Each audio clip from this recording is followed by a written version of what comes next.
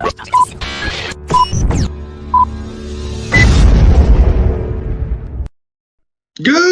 morning, Gardenia. Happy Monday. I hope you had a great weekend. We sure did here. Got a lot of work done.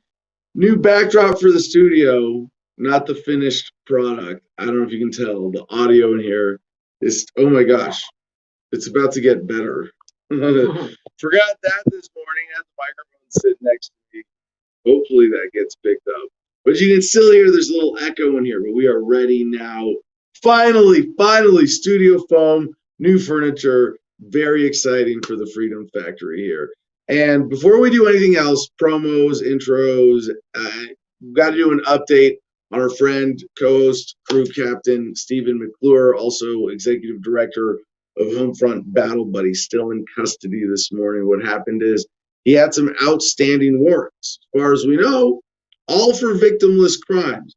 We have yet to see charging documents, police reports, anything like that. I don't think anyone in the Adam versus the Man crew has that, or that they've been released publicly. They may be in Steve. They probably like, hey, here, while you're in jail, here are these papers to guard from other inmates. But Stephen, we don't know the exact nature of the charges, but he had a bond hearing Friday morning and was denied bond. So basically, we're at the point where we're trying to get attorneys to go and meet with him in jail. He's got his wife Jennifer on the outside, who's doing a great job being in touch with our team, and Fina Bonoan possibly taking over as interim director of Homefront Battle Buddies if necessary. I'm still optimistic. I think this is the kind of situation where the government is just biased against individuals, and especially those who at first glance look to a judge like, yeah, you put this guy back in society, you hurt somebody, you get in bigger trouble, that's a possibility.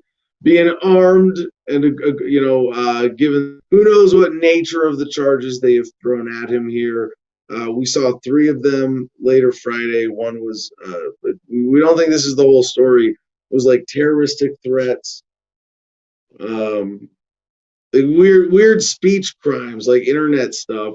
Stephen mentioned at one point he was concerned one might be related to his church freedom activism, and this apparently one of them is from a year ago, based on something he told the cop. We can't confirm any of this. Not a lot of it we've seen in writing. Stephen is definitely holding back something in how he's talking about his case or cases, as the case may be right now, in order to make sure he doesn't create any extra legal liability for himself at a time where it's sensitive for him, where he's being subject to this scrutiny by government prosecutors and the judge. So what I suspect is, first glance, he shows up alone in court, says something, well, hey, I'll go, that just rubs the judge the wrong way, and he's denied bail, didn't have an attorney, wasn't ready going into this. But he turned himself in Thursday night, expecting to at most do an overnight in jail, if not just get, sort of released right away. But definitely to be released Friday at a normal bond hearing. And that was from what he was told. Maybe he made the mistake of trusting government just a little bit. When how much did you trust government? Well, about as far as you can throw it. And Stephen, doesn't seem like a mistake he would make. So there's definitely more to this story. He's not in such a horrific situation that we're panicking so much as going, oh, well, if you're in jail, we need somebody to organize the Homefront Battle Buddies retreat, because at this point it's got more momentum than you. Going to jail would negate, unfortunately, but or fortunately, either one. So that's again why Fina may be stepping up as interim executive director for Homefront Battle Buddies while Stephen is incarcerated. But I'm still 90+% confident that if he gets an attorney to represent him, and just for the bond status, and it hurts to say this. It's so dumb, but this is one of those times where it's like, yeah, fuck, shell out a few grand and hire an attorney to handle the bail bond status thing because they're gonna know the judge. They're no, I got the magic key. I'm not gonna tell you that's trade. I mean, I guess I could, but now you got to pay me for my time, right? But and that's fair. You know, there's this monster called government, and there are these defense attorneys who know how to, in certain circumstances, protect you from it in just the right ways, and their services should be compensated for. Hopefully, we can get one to take his case pro bono just to get him out on bail bond, whatever the situation there is in Georgia, and maybe give him some room to study his case and step back and figure out just exactly what the legal approach is. I don't doubt that from what I hear of the charges and know of the case and of Stephen. I have a good feeling he's going to be able to defend himself through this, and that would be really cool to see. But unfortunately, unless he sees something from the inside that I don't see from here, unfortunately, this looks like one of the situations where, like, yeah, it's probably best to hire an attorney because your time behind bars when you want to be out on bail is very valuable. So the way we're trying to do this, working with Jennifer and other members of the Adam versus the Man team here, is to get a few attorneys to go visit him in jail and make offers. And Jennifer, first one she got to talk to was like, they want $8,500 retainer and $1,000 up front, wow, or $1,000 for the bond situation separately, and it's like $8,500 retainer. Yeah, no, make them compete.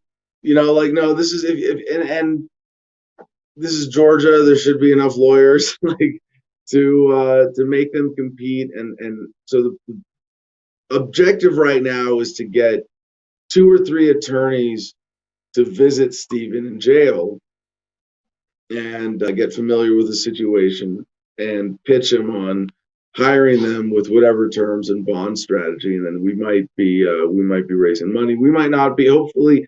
And like the bond thing, for an attorney, they would handle that directly.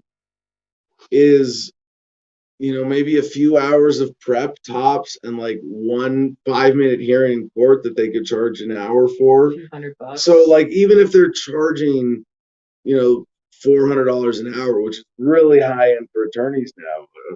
Fortunately for a lot of this, I don't know if this is true. I'd like to look at some bigger statistics on this, but if like the price of an attorney in criminal defense, how that price is fluctuated over time, but as I've noticed, I think it's come down. Like the standard used to be more like $500 an hour, and now it's more like $300 an hour. I don't know if that's like true across the board, or that's just my very limited experience.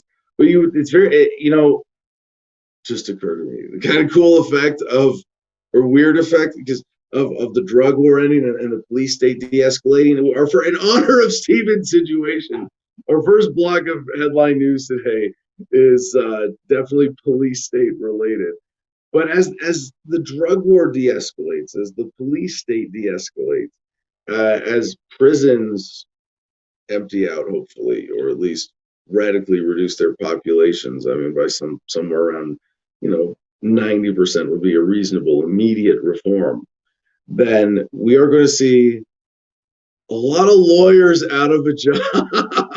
Like, all of you leeches that just took advantage of this whole crime flood of bullshit existing to enrich yourselves. Yeah, prosecutors especially, I hope, but they'll have good government pensions and whatnot and contracts. And I mean, there are going to be a lot of prosecutors sitting around going, shit, we're not allowed to just go after people anymore because, yeah, sorry, that's policy now.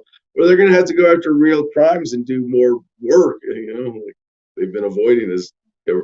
Prosecutors work hard, and they think they're protecting people most of the time, but a lot of times they're just fucking over innocent people, and it's really sad. And hopefully they're not going to be able to do that. And then the cost of attorneys, like this is the thing, is that they're out of a job. There's going to be this period where, and this might account for my observation, I hope already. I mean, we got let's be positive looking back. If we're anticipating de-escalation of the drug war in the police state, have we seen that in the last decade or two? Yeah, probably overall, big subjective thing, hard to measure when cannabis legalization goes up, but drug arrests for cannabis stay flat nationally. Really hard to weigh out. But and for police brutality, it's something that even simple observation of statistics really can't account for, because you might get the statistics that show reported incidents of police brutality, which are going up because they're being recorded and therefore reported more. Just the effect of everybody having cameras connected to the internet, or as we said back in the day, World Wide Web in their pockets, able to stream video and hold cops accountable and post whatever you want at any time. Although I should point out that the First Amendment and the tech giants of the internet have limits on free speech, So with that being said, let's get to producer Jim for updates from the producer. How are you doing this morning, Jim? What's going on? Good morning to you. Welcome back to Gardenia. Am I correct in assuming we have no comment co-host today? Actually, we have an in-studio co-host I was about to introduce, and she does not have access to comments. So right, okay. We're about to introduce GI Mary Jane in studio, but we should note that normally we would have we'd have Mercedes for Mental Health Mondays, and she was gracious enough to step aside and let Joey do this. But I didn't think we don't have normal comments. But Jim, I think Jim's like, all right, I got this. Yeah, I got to click a couple then, I guess. Yeah. CJ was first because he. we have a pretty packed show with guests and special segment today, so I wasn't really thinking about comments. But Jim, you're on it. You're on it. Man, I was so glad to see that we had a guest today, and I went through the links. I scrolled through and I was like, oh, that's not bad. This is like the smallest amount of links I've ever seen. What's going on today? That's why we actually we have two guests today, really. Yes, pretty much. Calling them as well. But yeah, hit us with the promos. Okay, real quick before the promos, I want to point this out. This is funny. Duper says, Adam versus the man, ? Since when? I used to listen to this show religiously every day for hours until you were arrested for the DC thing. This is great. Glad to find this. So apparently this person just found out that you've been broadcasting again since DC. That's a while. We've done a lot of shows since then. Well, okay. So like after DC was 2014. And then when I got out, was broadcasting from LA and then scattered on the road, but then back here for a full year in consistent production in this format. It's crazy to think, there's so many people. Like, I'll be here. Y'all trickle back in. I'll be here for another decade. I love this format. Mark Matthew Hurd likes your backdrop. It's a new backdrop. He says, cool backdrop. Well, we're gonna be replacing it with studio foam, but we can always hang this back up over the foam, and then anything we want over the foam. I don't know. Is it weird that it's like halo effect? It's like it's cool because dead center of it. Your head is for the smallest circle, so it really looks like one of those pictures. It's funny. Colette Allen, our friend from across the pond. I'd like to just she was pointing out when you were talking about Steven's situation, he said, here you can get legal aid. Well, Colette, technically, sort of here you can too. You can get public defenders and stuff, but I don't know if that actually helps you usually. Public defenders work for the state, so they're inclined to work. They're plea bargain masters. That's all they are. That's it. They work plea bargains, and they will scare you with a maximum sentence into getting a plea bargain. That's a public defender's job. Well, I assume one way or another, after being denied bail at his first hearing, Stephen was not happy with the performance of any public defenders he may have been provided at that point. And we don't know. I don't know. Somebody knows whether he defended himself or not at that first hearing. But if you're denied bail and had a public defender there, and it depends on the timing, and he might. It's this is one of those times if you can get an attorney to handle bail bond for $1,000 and you have more confidence in them than a public defender, and that gets your odds up from 50-50 to 90-10. That's worth that $1,000. Yeah, might be. You might Right. want to stay in jail. That's another opportunity or option here always. So last one, our friend, you've been trolled. There's an attorney on YouTube called the Civil Rights Lawyer. I don't know if he practices in Georgia, but he's always looking for cases. And D. Vincent W. said it's a good idea. Worth, explore all options, right? Definitely. Okay, so anybody watching the show right now or in the future when we're not even live no more can join this public Telegram channel that we have. Telegram is a messenger app you can download on your phone or your computer or both and sign in. And it's a really cool messenger app that you can send pictures and videos flawlessly with. That's our public version. Everybody's welcome. Join the conversation. I don't have a contest today because I'm not the comment guy. If your co-host comes up with a contest, then the winners of our daily contest win access into our private producers club, which is a really cool feature on Telegram. I got a contest, Jim. It's good news for cannabis is the segment we're going to end the show with today. If you get us a story that we haven't covered and we don't have in the pile, I'll preview real quick. Schumer, Senate will act on marijuana legalization with or without Biden. That's Senator Schumer. Koch-backed group joins marijuana push after Zoom with Snoop Dogg. What smoking marijuana every day does to your body. We got some myths that they're still trying to push on us to debunk here. We've got, let's see. Oh, and this is really overall good news in the drug war. We had so much drug war good news that we couldn't cover it all. It wouldn't fit in last week's Friday good news show. So, Insider, a man says psychedelic mushrooms cured his cluster migraines, and researchers believe he could be right. We've got, someone asked, because we were talking about gold and silver. Oh, keeping the cocaine versus cash as savings mechanisms. And there was one thing. So, cash or US dollars degrade over time, very similar to the cocaine that you can find in trace amounts on nearly every $100 bill in circulation in the United States. So cocaine now has to be considered as an alternative as a store of value. We have the answer to that as well, and how to do it.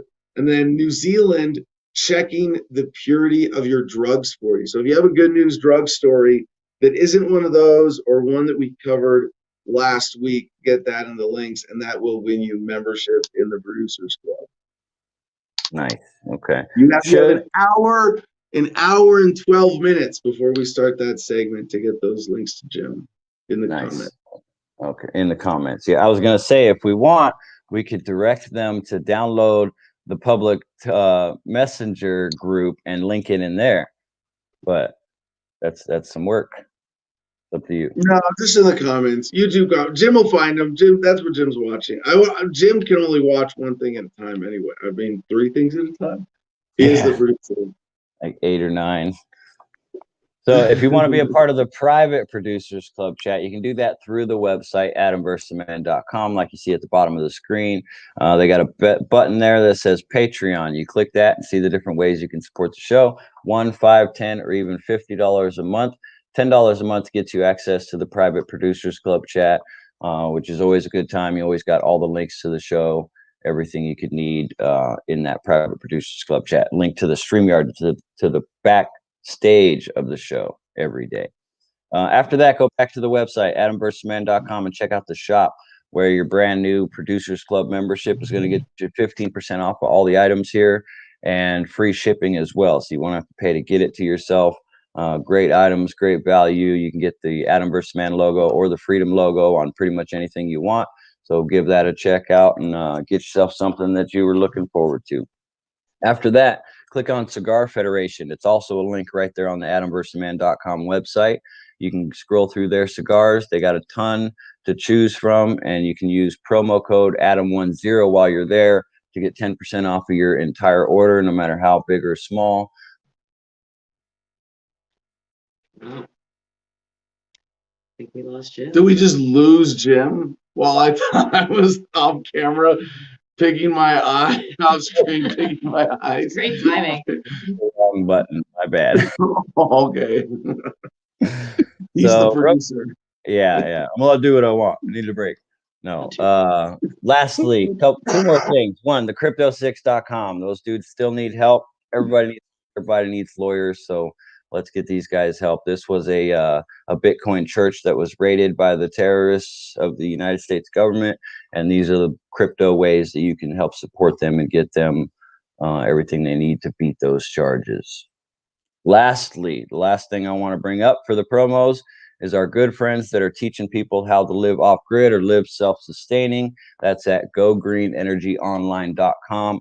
Great website resource for all kinds of information on solar power, micro wind power, zero energy homes. Definitely give that website a visit, click around, learn some shit, make yourself more intelligent. Good thing. gogreenenergyonline.com. Back to you. All right, ladies and gentlemen, joining us in studio this morning, GI Mary Jane, Joey Lee, and really like just especially for this whole Good News Drug War block at the end of the show. Like, this is really cool. I haven't really felt it until recently, and there are a lot of reasons I feel this that I'm not allowed to say publicly, but when I was like as a younger activist, I fantasized about like a period of not just mental health enlightenment, but drug freedom and that there was this awakening of the 60s. And I hate to sound all hippie, but I don't. I fucking love sounding all hippie. Like, I mean to, right? You know, that there was so I'm growing my hair out finally. But there was there was a period of awakening, a surge of consciousness in the 60s that one way or another went away. Like, there was a feeling, and if you go back and study the 60s and 70s, and I have in a variety of ways, culturally, musically, in social movements. I took a course in college, after all, called I think American Social Movements, and it was like all second half of the 20th century. So it was a really cool class, great background, right? Yeah.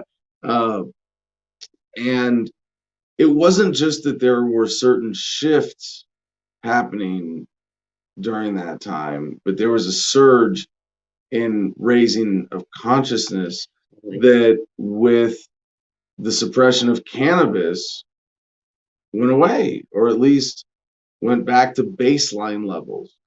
And I don't know how much cannabis is solely responsible. I mean, there's more to it than there was. I mean, there's COINTELPRO. Like, why did COINTELPRO work? The counterintelligence program. And it's funny because there's a really appropriate name for it. They are against intelligence, and they are a program. Like, yeah, they're the. And if you don't know COINTELPRO, please go at least read the Wikipedia article. It's a great starting point on the FBI program from the 60s and 70s that was actually intended to render ineffective the anti-war and Black Panther movements. It wasn't to kill Fred Hampton. That was just one way to render him ineffective. And they don't have to assassinate people to do that today. They don't have to arrest them, but they can. I mean, trumped up charges. We found kiddie porn on your computer. We've seen them even try things as kind of uncredible as that. It's a thing. But now, and I don't know that if it's being driven by cannabis legalization, or by technology and by the internet now, or both. I mean, these are all confluent dynamics that are driving what I think is like a return to a phase of consciousness or a surge in awareness. It's not just, hey, we're more conscientious now. It's we are more actively pursuing greater consciousness. We are expanding our fields of awareness, and we're communicating with each other freely about it, more so than when this whole drug war started. You couldn't sit down and you could be sitting in a room with a friend you know smoked weed with you, and you couldn't even talk about it. You couldn't have a discussion. Communication is everything. I mean, I remember that. We're both well under 40, but just barely. And we, like, you think of like the first half of our lives, even the first 3/4 of our lives, it was prohibition time, and now not so much. I mean, we at least is we were in Kentucky, and it's like last week, and it's like, oh, this is prohibition territory. Like, what a primitive backwoods, backwater bullshit hillbilly hick state, Kentucky.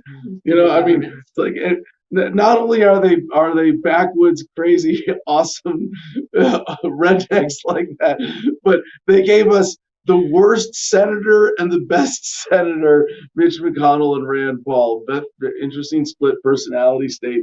I guess in terms of drug prohibition, the Mitch McConnells of Kentucky are still winning. Unfortunately, like Prince Philip, we just have to wait for some people to die. But that's okay. We have the time. We are patient.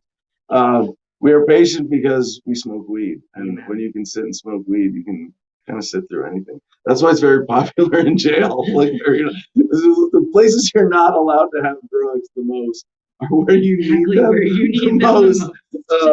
So, you know, but there's like a renaissance of consciousness exploration happening right now, and cannabis becoming common and accepted, and the effect of everybody going, well, government's probably full of shit because this isn't what they told me it was, right?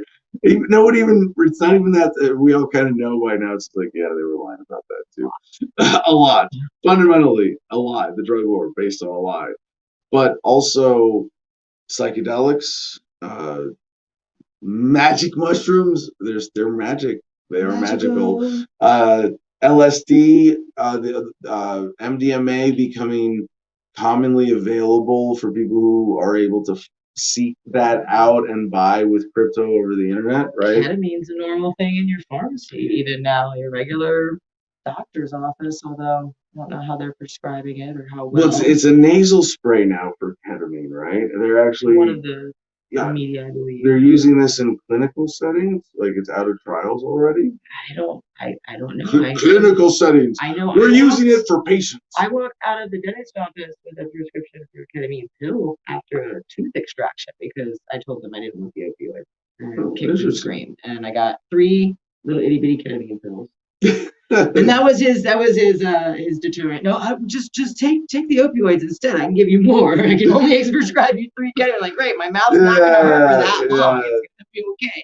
So it's, well, the funny thing is, like, I mean, I'm not for, you know, drug use. I'm for conscientious, life improving, consciousness enhancing drug use. I am for that. If you want to categorize it that, I'm pro drug use. Yes, it's part of being a brain on Earth as a human, that you get to experiment and try different things with your consciousness and make your life better. Even if it's just, even if you decide, hey, my only drug use is going to be, I'm going to occasionally have a couple drinks to loosen up socially. Have that at least in your mind as a conscious policy, and know that it's a positive impact on your life and not something you're doing like, you know, out of habit that's addictive, and that's very dangerous. But the better drugs we get, the less tempted we are to do the bad, the more fun options we have, the less likely we are to fall prey to the petty addictions of things that are legal, like nicotine and alcohol. And it's those addictions that destroy people's lives. And I should mention ayahuasca and DMT as really, and ibogaine, and there are other similar natural psychedelics that are having huge empowering effects, liberating people from addiction. quite literally. So on that, Shears, what are you smoking this morning? What am I smoking this morning? I'm smoking sour banana sherbet. Sour banana sherbet.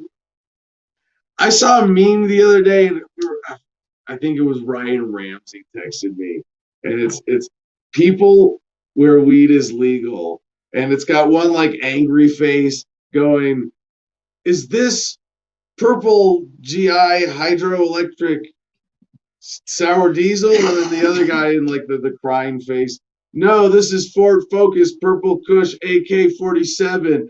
And then underneath there's like, it's people where weed is illegal, and it's the blonde, libertarian dude face, and he's going, "So what kind of weed is this?" And then there's another face going, "Weed." Yeah, like weed. All right. Well, this is White Widow, locally sourced outdoor. Smoke weed every day. Smoke weed every day. Smoke weed every day.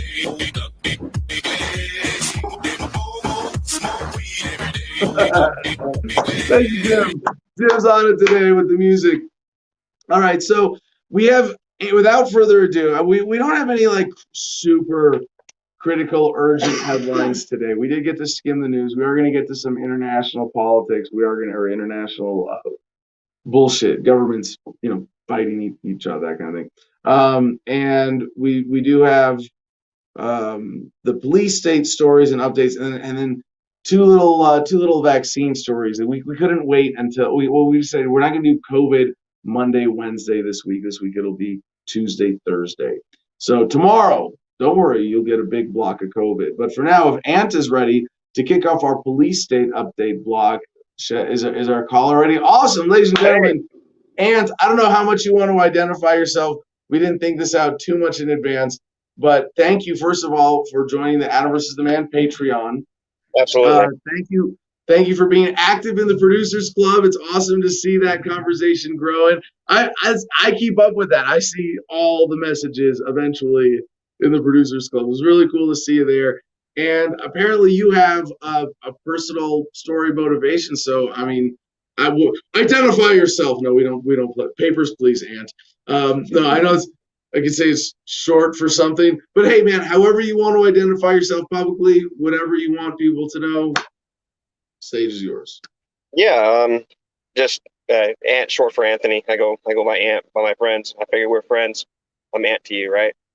So just another libertarian living in Texas, and whenever Stephen got arrested, for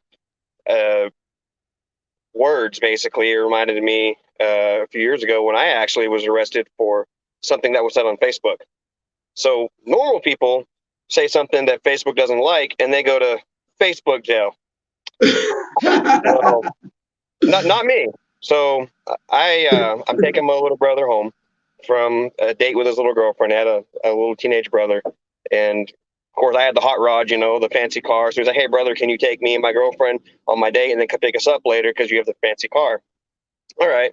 So I passed by this police officer on the way home. I'm doing 5 miles an hour over the speed limit, but I'm in a bright red sports car.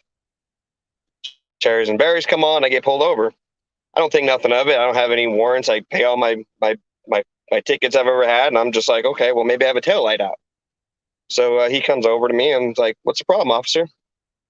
He's like, "Oh, well, you were speeding." I was like, "I don't think I was." Like, "Oh, yeah. You're doing, 70, but the speed limit's not 70 until right here. And 100 feet from where he tagged me, the speed limit was 70. It was 65 where I was at." I'm like, all right. So anyway, so I'm going to run your information, and I'll come back, and I'll just give you a warning. I'll let you go. I was like, all right. So about 5 minutes comes by, and he comes back over to my car, and he's like, "Can I get you step out of the car?" I'm like, my little brother and his girlfriend are looking at me like, what the hell's going on? Like, I'm like, "Is there a problem?" He's like, "Could I just get you step out of the car?" Normally, I would have conscientiously objected, but I have 2 teenage children in my car, and I'm trying not to get tased or anything traumatic in front of them. So I'm like, Right. And then the cops being polite. So I'm like, okay. So Well, I would just out. point out for someone even in that situation, and I don't want to pretend that I'm always perfectly cool under pressure and think of the best option every time, but I think you might the the reasonable defense you would take in that is to say, can you tell me the reason for asking me to step out of the car? Because if it's Right. not an emergency, and even with the security, that would have been an opportunity possibly to de-escalate, right? Where if you say, Sure. what if he's doing it for bullshit? Well, because bullshit harassment, and I just want to poke around, and you say, excuse me, sir, before I step out, you stay calm and you keep your hands where they can see them and all that. Yeah, Excuse me, sir. definitely. Yeah, excuse me, sir, before I step out of the vehicle, and that in and of itself is a disarming phrase, because it's like, I intend to do this. Let's do this. Officer, before I step out of the vehicle, can you please tell me what's the reason for asking me to step out of the vehicle right now? And if in his head he's going, you know what, you have a right. I didn't really want to do this anyway, or I was just fucking with you. If you're going to be a pain in the ass, you can say, well, sir, you have a right to refuse. Or here's the other thing: is being empathetic to cops, just to put yourself in their shoes for a second. What if he's has just the slightest suspicion you're intoxicated, and actually engaging in a conversation for a few sentences with clearly articulated concepts that you're communicating to him is enough to reassure that you're safe to drive, and that might be it, and we live in a world where how do we ensure road safety? Well, we have cops going, are you okay to drive? Are you okay? And all right, yes, sir. Whatever you got to do to Jedi mind trick them. And I absolutely agree with all of that. And normally that would be kind of my line of defense. I was just kind of taken off guard by it because he told me he was going to let me go with a warning, and then can I step out of the car? So I step out of the car. Disengage, right? Like you can't. We live in a police state. Anytime you're outside your house, the ground is lava. You have to be paying attention, right? But no, it's especially and cops will trick you. So you think he had that effect of disarming you, so that when he came back and said, "Can you step out?" you weren't even thinking that this is oppositional. You're thinking, all right, we're working together. We're getting this resolved. But so you step out. So when I step out of the car and I go to the back, and my first instinct is I must have lost a tail light. So I walk back and I look and I'm like, it's like, oh, my light, I got lights. Says, what's going on? He's like, sir, you have a warrant for your arrest. Pardon me? It's like, yeah. It's like, come back here to my car with me and sit in my car. He's like, get in the front seat. I'm going to show you my computer, which normally doesn't happen. They don't usually sit you in the front seat. He's like, I just want you to verify that this is you. And it says, so he turns his computer to me and he looks and he's like, is this you? And it has my information on there. It's like, that's my information for sure. I was like, what is this? And he turns the computer back. It's like, it says you have a warrant for your arrest for harassment. It's like, harassment? Who am I harassing? I was like, I don't even know what this is about. And he goes, well, he says, I don't really have any choice. I gotta take you to jail. It's like, officer, I have 2 children in my car. I was like, I can't just abandon them on the side of the road while you take me to jail. And it's like, can I make a phone call right now to have somebody come get them, get my car, and move it off the highway, and and get them home? So the officer, it was the sheriff's department, very polite guy. He let me make a phone call. We waited for 45 minutes before I had family members come and get my car and take the car home, and then I went to jail. Well, so I'm in jail. So the story of the arrest is actually not the story here. I mean, it's an important part. It took me by surprise. But this is the link for you between, you said something on Facebook, you end up not free to go because of a traffic sign. And one other bullshit thing, I understand, so as far as you're concerned, the cop was as cool as he could be throughout this interaction, right? And what would have been cooler is if he said, I'll let you drive them home. Yeah. So we have they should, and if this was a private security or community-based or even locally accountable police officer, he would have given you the same courtesy he would have given to a city council member in that circumstance, and say. And I actually did ask him that. The computer would tell him, hey, not a flight risk, not a violent threat, said some stuff on the internet, has to get arrested and processed, but not a problem. He could have escorted you home. You know, how far away do you live from here, sir? You know, let's not make extra work for everybody. But Right. they're kind of not allowed to do that, right? Like, but he Right. lets you make a phone call and hand off the keys in the vehicle and the youngins. Right. That's what you say in And Texas, right there, youngins. Millions. Youngins. youngins, yeah.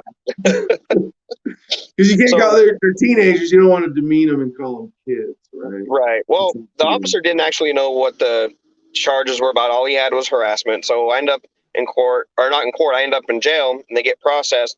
And I have another family member that's going to come try to bail me out, and they won't post my bond. There's no bond posted, so I have to wait for a judge. It's the damn weekend. I'm like, why is there not a bond on this? I still don't know why I'm in jail for. I just know it's for harassment. I'm like, I still don't know who I'm harassed.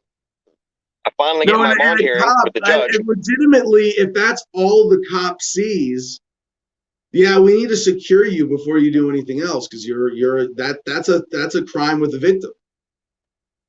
Right. And so I go see the judge, and so the judge goes, well, how do you want to plea on this now, or do you want to, what do you want to do? Because and he's like, well, I'm obviously not guilty. I don't even know what it's for. And I asked the judge, like, hey, this is a harassment. There's a victim. He's like, does it name the victim? And he goes, I don't have that information.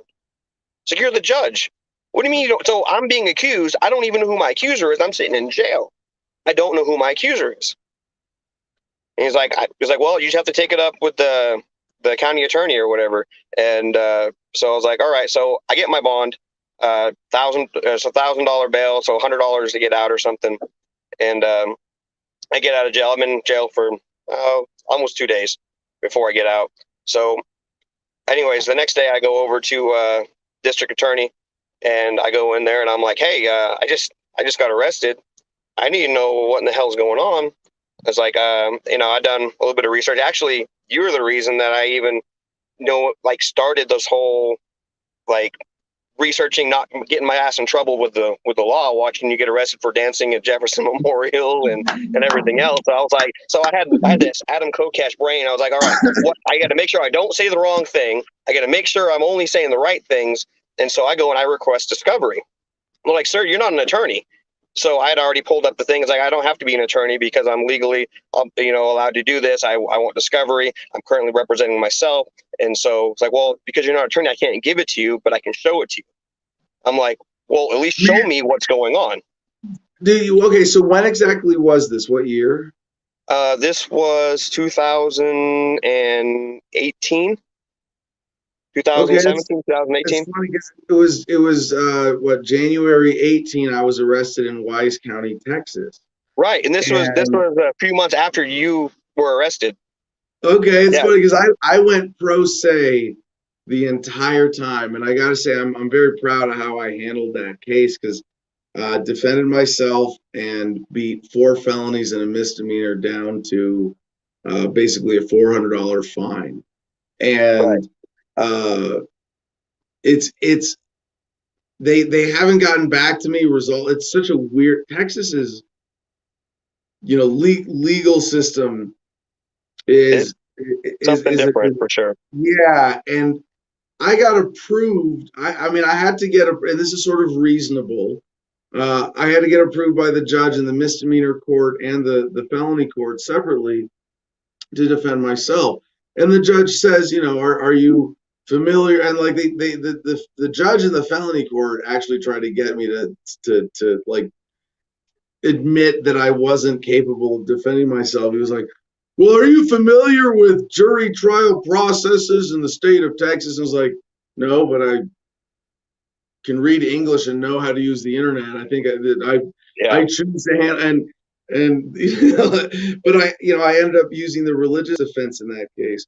So even the bond thing was weird, where it's like a magistrate in the jail. After I had been there, we were like processing all these inmates out, and I just went and said, no, this is bullshit, because I was able to sit in jail. For me at the time, I was like, yeah, I'll sit in jail to beat this thing, and I'm glad that I did. But the other thing is with the documents for the full discovery, and I think they were deliberately keeping me from getting them from being able to release them. But yeah, they told me They told me the same thing. Well, you can come on a Friday afternoon between 2:15 and 1:45 in our back room with no lights, and you can look at the stuff. That's kind of like the way it was for me at the downtown courthouse. You know, off in this other room by myself with the armed guard outside the gate or outside the door, because if I took any of that, my own discovery, my own evidence against me with me, that was another charge. I was going to go back to jail. So when I got the discovery, I looked at it and they had screenshots from Facebook. And I don't know the guy in person who had reported me, but he at the time was talking to my ex-wife. And I'd said something that basically I was an asshole to him because I just warned him about my kids and whatnot. I was an asshole, you know. And so I won't get into all the details of what I said. Well, there was also another set of screenshots from another account, and it didn't have my name on the account, and I won't tell you if it was actually my account or not. You know, but there was two sets of screenshots from basically me being an asshole. And so this is what I was arrested for. I was like, this is what I was arrested for? I was like, did you actually cross the line of making threats? Well, that's the thing. So the charge was harassment. Theoretically, some of my threats could have been taken as a terroristic threat, but that's not the charge that I got. Okay, I got so harassment. it was the repetitive nature. Well, no, twice. I only did it twice.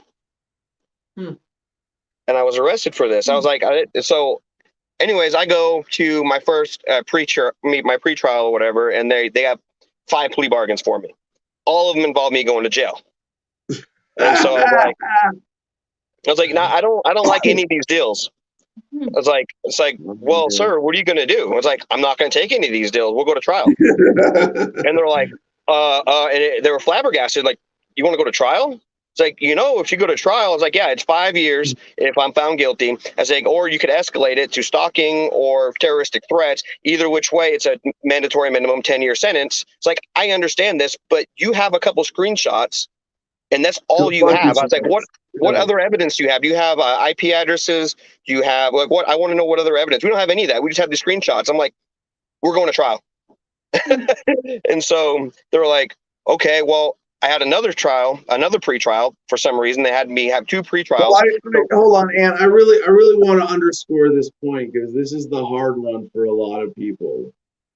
You have had your creativity and your autonomy and sense of sovereignty beaten out of you by the powers that be your entire life, so that when that critical moment comes, you will blink.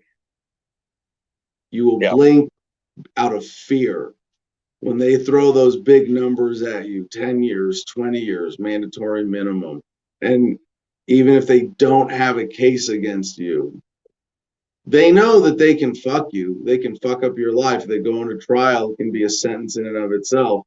If you're not in a position to really enjoy it, you know, it sucks going to court day after day if that's what you got to do, worrying about this. It fills up your brain space. It is poison. And if you can look them in the eye when the time comes and say, take your plea deal offer and fucking shove it because you don't have a case against me. If you want anything from me, we're going to trial. That is, if everybody who could say that would be in a position to say that, at very least, all the plea deals suddenly get way better. And they go, oh, absolutely. Shit, how much of a trial do we have? And then it becomes simply, instead of them leveraging your fear against you, it's just a matter of, well, how much power do we actually have to harass him, and how much can we get him to accept to make this go away? And I'm not saying never take a plea, but pretty much almost never take the first round. That's for sure. And if they don't have a case, be able to have that confidence to tell them to go pound sand. Yeah, absolutely. So my second pretrial, they offered me much better pleas because they were trying hard to get me to agree that I was guilty. In jail, or like, well, what if we? Sorry, Ann, did you get bonded out in between? I was. No, I was out of jail. I got bonded out the first time, and they didn't consider me a flight risk, so I was allowed to be on my own recognizance afterwards, and have to show up That to all these makes court sense. dates.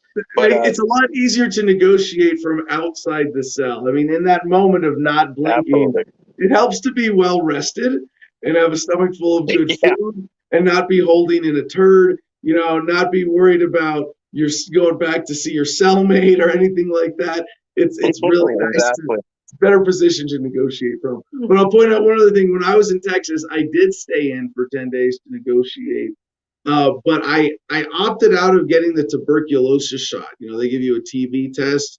Yeah, They go prick under the skin on the arm, and they come back in like a day and a half or whatever, and see if you've got a raised welt, and if not, you're cleared from TB, which hasn't been a thing for a long time. And somebody's making bank off of requiring that every jail use their test, right, for every single inmate. But if you refuse the test, you say, on religious grounds, I object to letting government agents put needles in my body or whatever it is. I do not want you to put this in my body now. And you yell and scream if you have to. But if they don't do that, they have to put you in solitary. And it's not a punitive solitary, but at least it's a lower stress environment than general population, possible cellmate, all of that. So right. I've used that tactic a couple of times. Actually, I genuinely don't like government putting needles in my body. Crazy, right? I genuinely don't like solitary. Absolutely.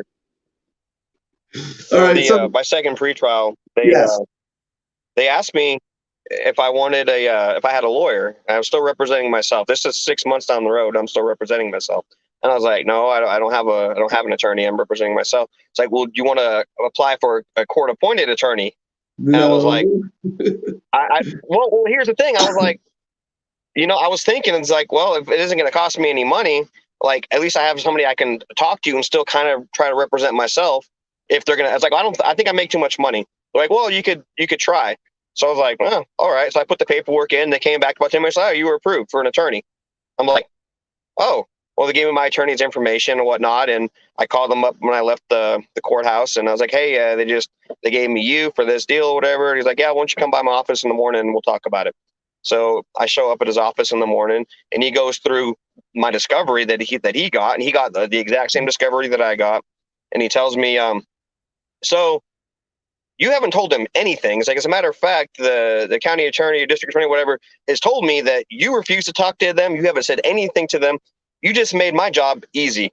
Is like, and I'm going to tell you, it's like these text messages or whatever is just, it's not harassment.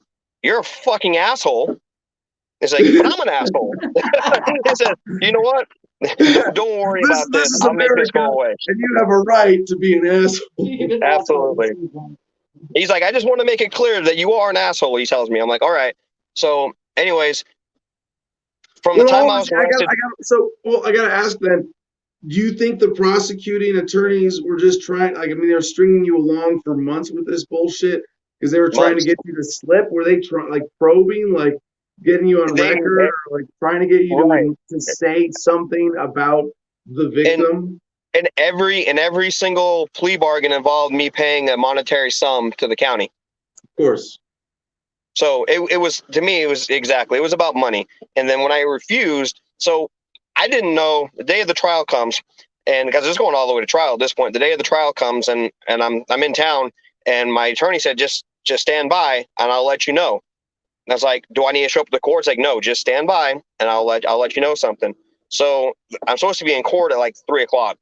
And it's like 2:30, and I'm like stressing. I'm like, crap, am I gonna, I'm supposed to be there at 3:00. He hasn't called me. What do I do? So I call him, and it's like 2:45, and I'm down the street from the courthouse getting ready to run if I have to make sure I can make it. So his secretary picks up the phone, and she's like, oh, yeah, 20 minutes ago, they dropped the case. You're good to go. Yeah. So, no, hey, I will say that is a great combination that you employed there of defending yourself and leaning on a public defender for the procedural part, because whatever he did to work himself in, probably a pretrial motion to dismiss, or got it before the judge, just like, hey, before we initiate this trial, judge, review the evidence. 6 months, no other evidence, please dismiss. My client's ready to let this, to walk away from this. And they were able to do that in a way that you defend yourself, sadly, the way that it's engineered in the system even if you had done it with paperwork and filed motions in advance, would have taken you, maybe 5 to 10 hours minimum, and might have taken longer to work, or not as been as decisive. Absolutely. So yeah, good job. So that story of mine reminded me of kind of where Steven's at right now for something that he said he's in jail for, and I hope his outcome is as effective and clean as mine was. And I mean, it's just one of those things that the police state's gotten so bad that even things that we say on Facebook can send you to actual jail, not just Facebook jail. So the censorship is real right now. I was just thinking about that. I mean, if Facebook gets any bigger, they're going to be buying facilities. Maybe they'll have their own actual Facebook jail and Facebook police. And like say something on Facebook, and, hey man, hey, you're a libertarian. You can't argue with that because that's private security. Exactly. All right, well, hey, Ann, thank you so much for sharing your story, and I hope this is a good. It's a good teachable moment for all the youngins there. Anybody else though dealing with cops, dealing with knowing your rights? The Ant's story is a great example of a number of legal strategies well employed. I owe it all to you, Adam. I mean, like I said, from watching you through all these years, I mean, I remember when I first stumbled upon you dancing at Jefferson Memorial. I was like, who is this guy? It's like this, like I need to follow this guy. And then you got arrested for the shotgun picture deal, and I was following your story on that. And then you got arrested in Texas. I was following you then, and so, I mean, if it wasn't for somebody like you, or you in particular, really, then I don't think that I would have been in a position to argue my case. But you have made me more conscientious of what I say to police officers, and to realize that they don't work for me. They work for the state. Yeah. Well, thank you. I appreciate that. And I would tell everybody, just a little critical examination of why they're doing what they're doing, and why we suggest generally interacting with cops the way we do. It just takes the guesswork and the uncertainty out of it. And I don't, I understand if you're not up on this, then there's a lot of stress. There's a lot of uncertainty. You go to jail, and the way out is to do what you're told. And when you recognize that the state, however they are dressed up in black robes or silk suits, or meeting in fancy buildings with wood paneling and marble countertops and security checkpoints, they're just a fancy criminal organization. And while they might do some things that are in the legitimate public interest, it's their excuse to do things that are not. And that's their racket. That's their crime. And don't be a victim. It's just, hey, how to not be a victim of the state, or at least minimize your victimization by the state. And doing a podcast like this is not a good way, but we can help share stories and show other people a good way to minimize their victimization. And who knows how much money we stop them from ripping off from you or using you as an excuse for. And so thank you for being a great example of that and sharing your story today. Appreciate it. Thank you. All right. So we went a little long. Don't worry, we'll get to our headlines. But we have a guest today. And so now Alex Michalowski, I hope I'm saying that all right, joins us. He is the founder of organicgrit.com. And just to go to their about page to introduce him here, Alex, our founder, took the book Start With Why by Simon Sinek to heart while we've been serving overseas in Afghanistan in 2019 in support of OFS. Through this, he developed the 3-pillar system that Organic Grit follows. So can we get him up on screen? Is Alex there? How you doing, Adam? Hey, welcome to the show, Alex. Good to see you. Good to see you too, man. How you been? Excellent, excellent. So, this was something I found out about your business. I think I was just trolling Twitter for buying CBD online. Yeah. And I want to give you the chance to introduce your business, introduce yourself, tell us about the why. Maybe I guess I would suggest you start with why. All right, Adam, and it's good to see you, man. I remember back in the day, my brother, I have a twin brother, you know this, Victor. You were doing demonstrations and everything like that in DC and everything like that, and it was really good to see that. And at the time, I wasn't serving in the military, but seeing all that, it pushed the mission forward for me to join up back in the day. What was it, 2013 when I joined? Still in now. So the why, I guess, the why for us is the fact that anxiety and depression exists in the veteran community, and it's something that it's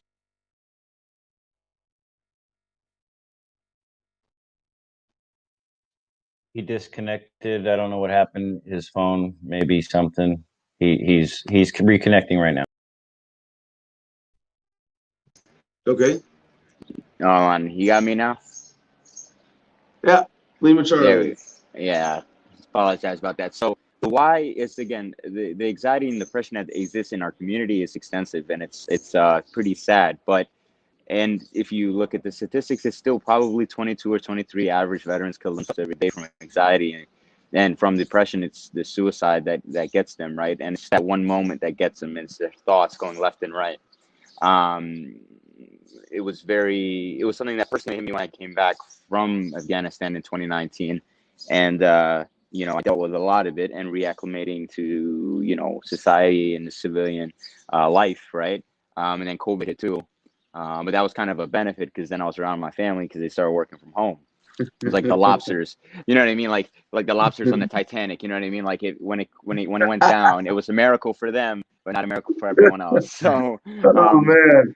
you know what I mean? So it was good stuff right there.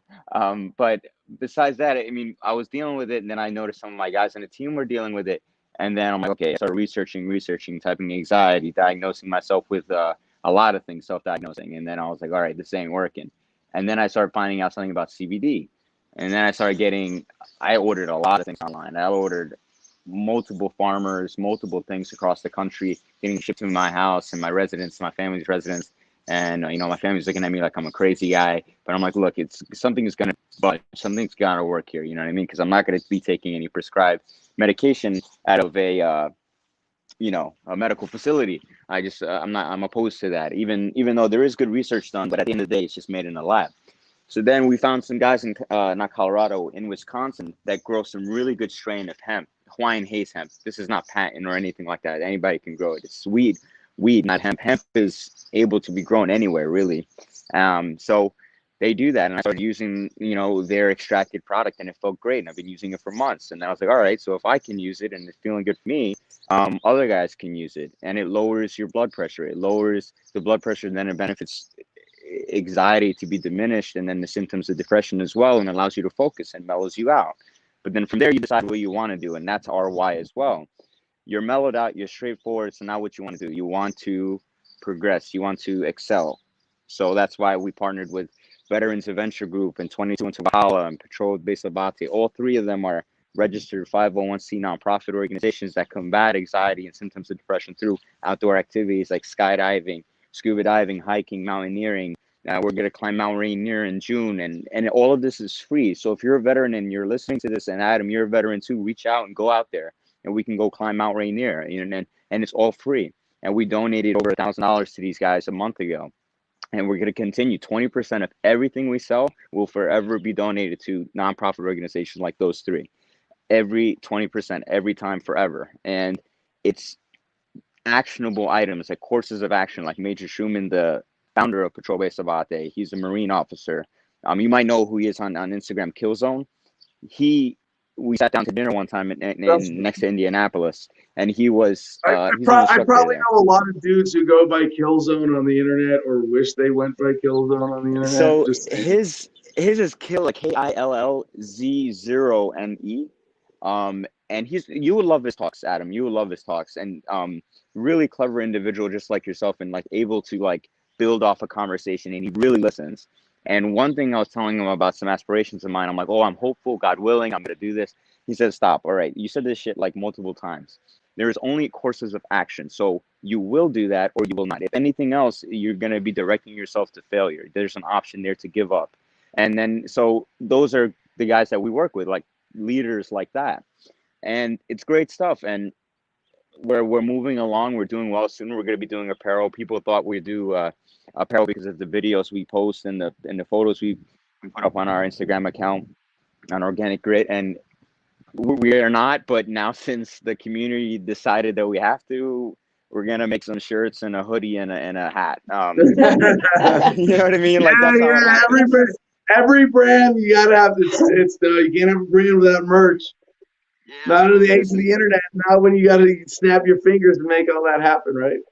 This is from Gorilla Group, another like veteran organized apparel brand. But, like, there's so many, you know this. There's so many good people on the internet. There's so many good vibes there. There's some haters, but I mean, if you have haters, that means you're doing something right.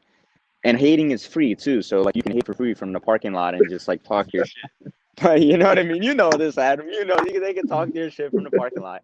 But it's cool. I mean, and and my brother, like Victor tells me, he's like, don't focus on that. Don't do much linking and stuff like that. And I try not to. And it's good not to do that, because we have a lot of aspirations. Like, we're going to be doing research in Harvard next month, or close to it. The researcher there, she's still settling in for anxiety and symptoms of depression. And then we go to the National Institutes of Health in Maryland. And then over there, we're gonna combine the research and then go to Congress. But we're not gonna do crazy shit like Adam does. We're gonna try to be cordial. Like, hey, we're here to talk. We're here to talk, and we're gonna get stuff and legislation passed to allow veterans to take this stuff. And I was reading a document the other day that they don't really outright ban it, but they're saying be cautious, because some companies, not ours, do not lab test their stuff. So then you can actually have a higher amount of THC in it, which is anything higher than 0.3% is considered a marijuana, Right. which No, is then and considered. for a lot of veterans, and I want to point this out from my own experience with CBD and extract versus whole flower. Mhm.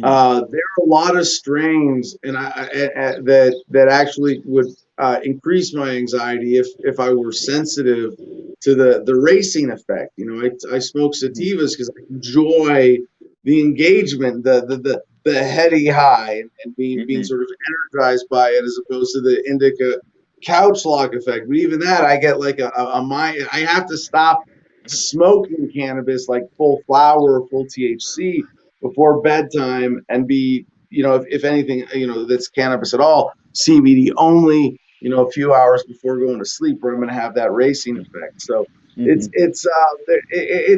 is unfortunate still at this point in the transition out of the drug war that we're just starting to get sort of reliable products, right? That you don't have to guess what's in it when you're really dealing with a sensitive mental health situation. You need to know exactly what you're getting, and it needs to be consistent. And for a lot of people, if you get a CBD product, if you're sensitive to the THC, if it has a little bit more, that'll fuck you up. And I think that's what you're referring to, right, Alex?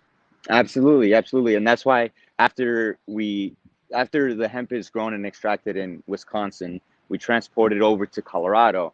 And then again, that's an extra cost that we take, but it's fine, because it's at the end of the day, if we grow like this, it'll be fine. And they tested at Botanicar, and Botanicar is a CGMP. It's a fancy word to say that they know what they're doing. It's facility, an ISO certified facility, where they take the batch that we created and test it, and then they give us the report, and then we place a QR code on every bottle that someone, when they purchase, they can look at it and scan it with their phone and see exactly how much CBD, how much CBG, how much CBE, but mainly CBD, and how much THC is in there in a readable, easy to understand format. And then you're confident. You're like, okay, there is not 20% THC, and I'm not going to get high off this, and this is actually going to. So that's what you just said is really cool. Hold on, I want to point this out. Like the idea of you know, product labeling, where there's like an FDA approved, you know, like on a bottle of water. Does this have it? Yeah, no. Those would do. The interesting thing about that, Adam, the supplement industry, they're not regulated by the FDA, but I believe this is because there will be so much. The FDA will be so overwhelmed that they're like, okay, we're not going to regulate this. So now, hold on, I want to say what you have created there, and I don't think you deserve credit for inventing this, but this particular implementation and pushing the use of QR codes on products as a way of explaining what's in them precisely, how it was determined, how they were made, to say, I'm not going to be limited by the data printed on the bottle. I'm not going to make you type in a website. QR codes have, I think, sort of, I don't want to say struggled because they're an inanimate object, right? But they've sort of struggled to find a useful niche. You know, Yeah. politicians put them on campaign buses, and kids don't go scan politicians' campaign buses.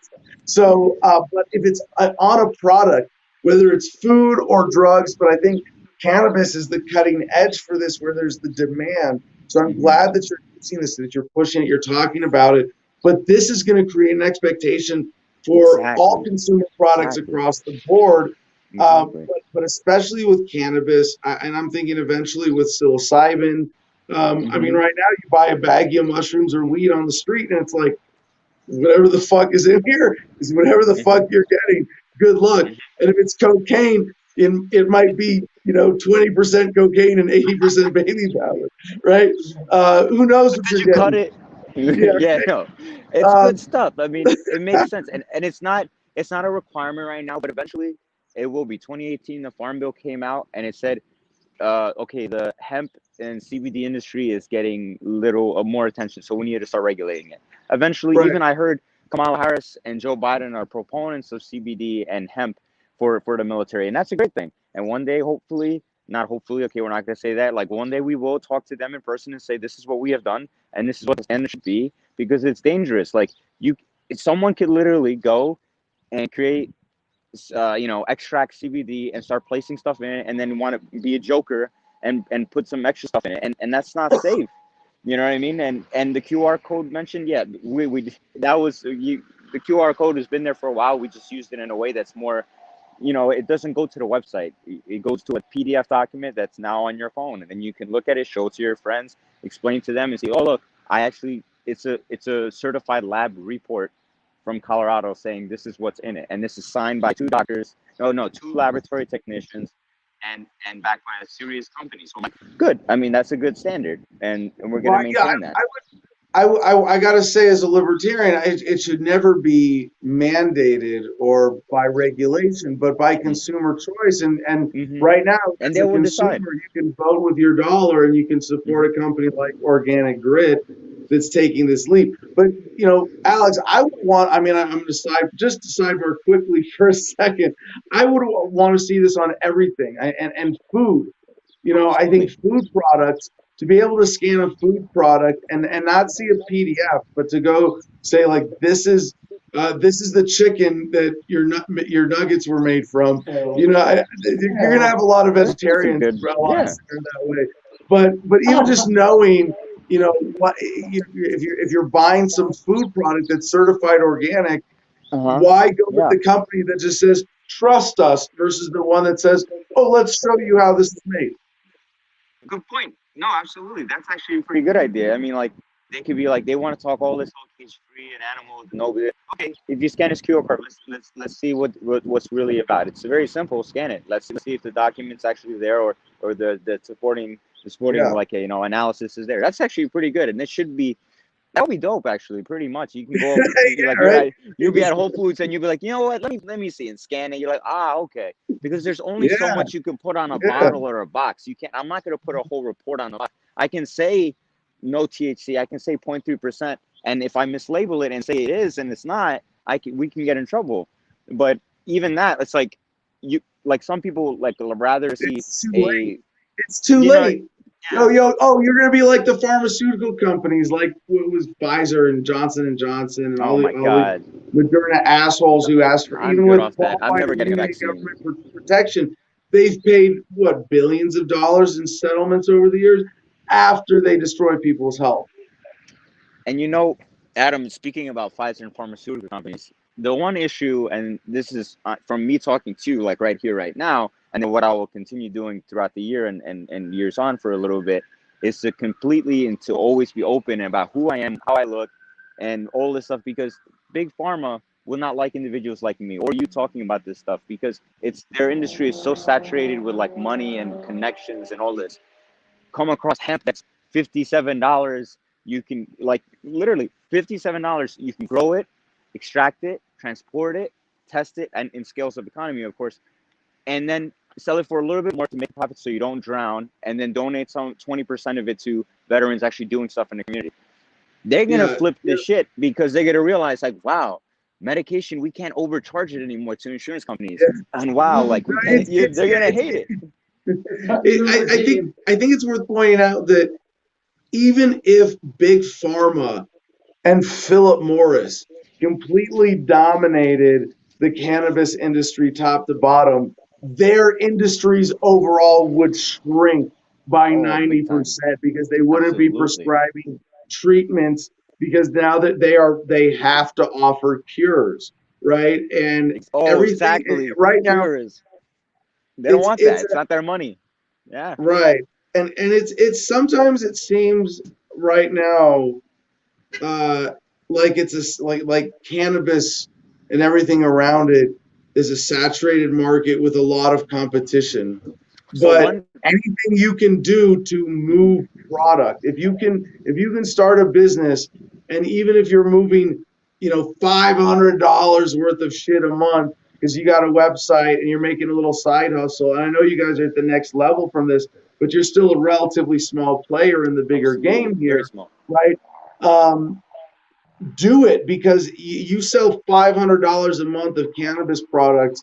That might be $5,000 that stays out of Big Pharma's pockets, and that's huge. So, And we get it. You know? Alex, if you could briefly touch on that for your company, where you're at, and how you see yourself relative to the competition in the bigger cannabis everything market, please.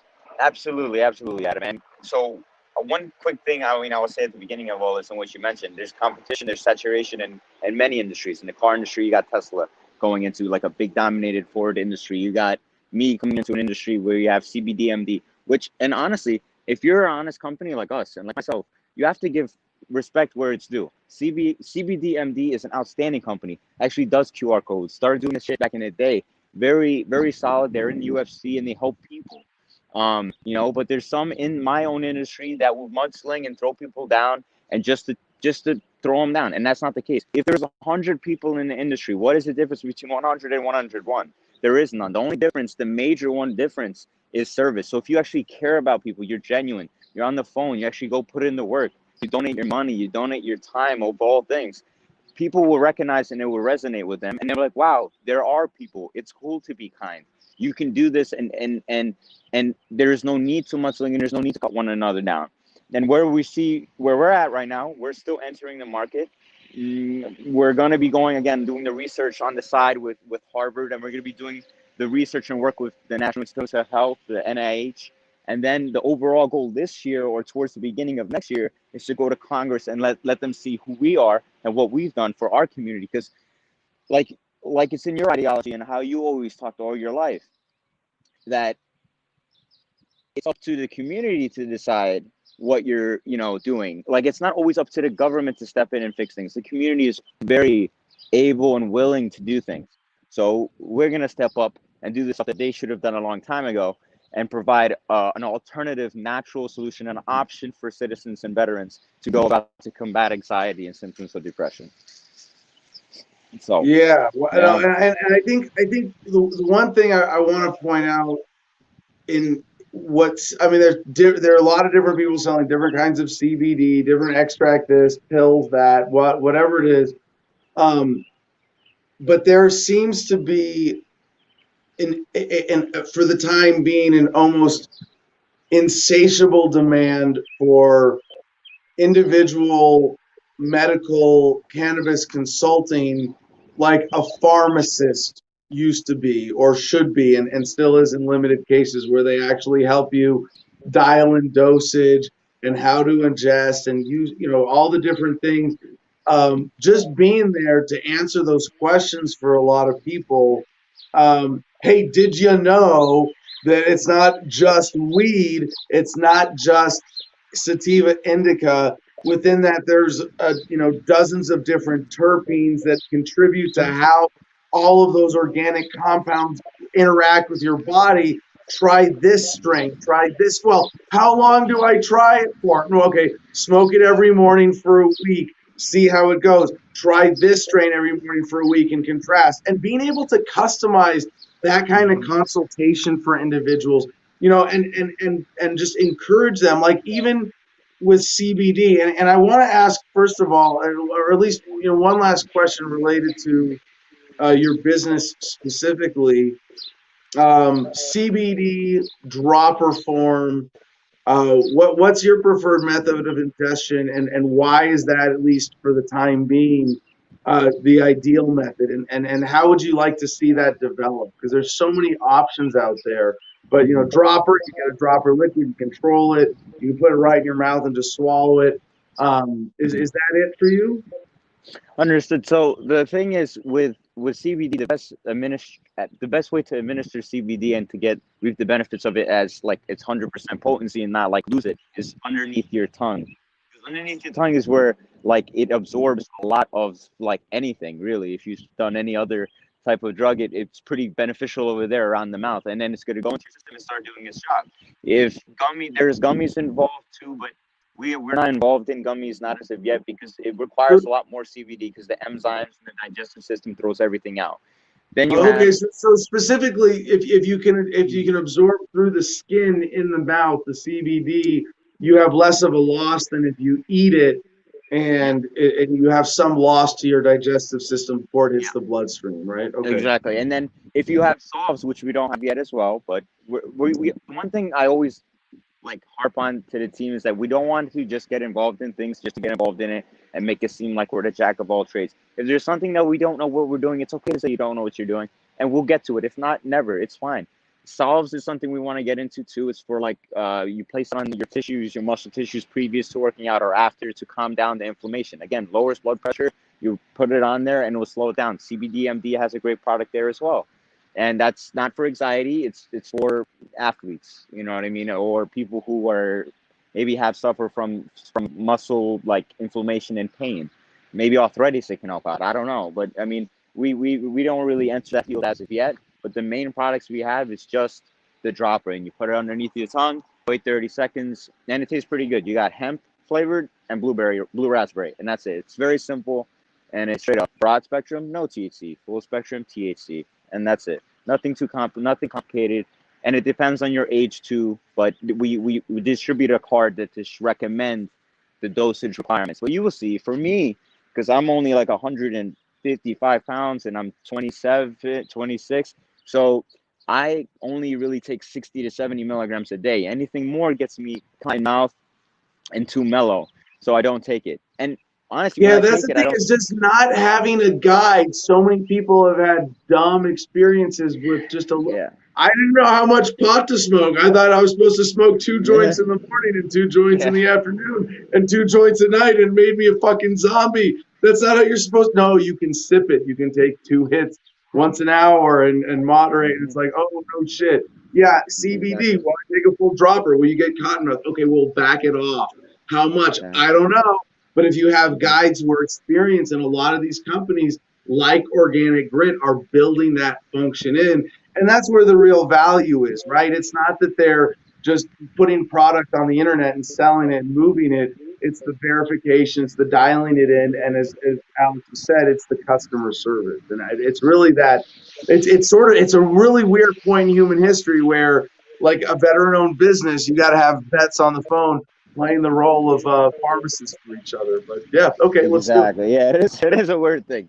But it's a good point you brought up about the pharmacists. I never really thought of it like that. They should be, just go back to the old times. Like, what did you do? What was your job back in the day? Like, what did your ancestor pharmaceutical professional do? He actually sat down and talked to you and said, let's work with you, you know? But now it's just, and they help you with over-the-counter drug use.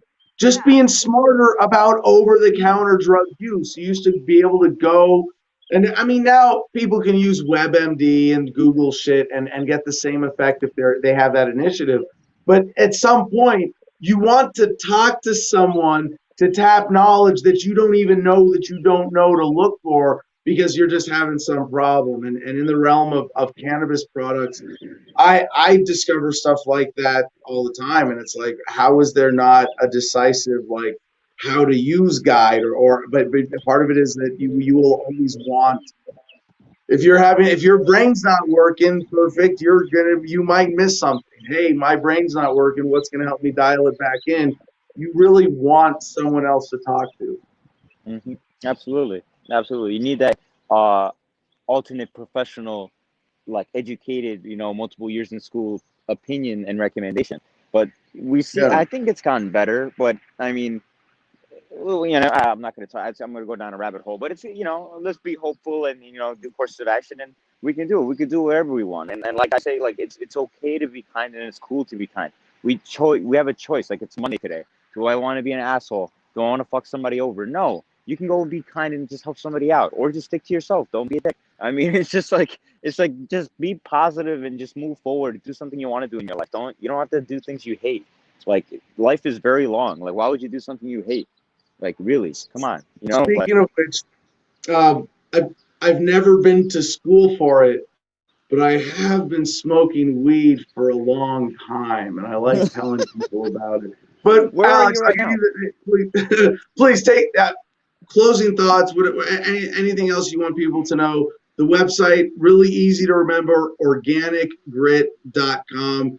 Alex, your final thoughts, please. My final thoughts is, first off, thank you, Adam, for reaching out. Thank you for having me on your show, and I'd love to come on anytime you need me or want me to come on. We could talk about a bunch of stuff, make this like the Joe Rogan podcast, but make it like bigger.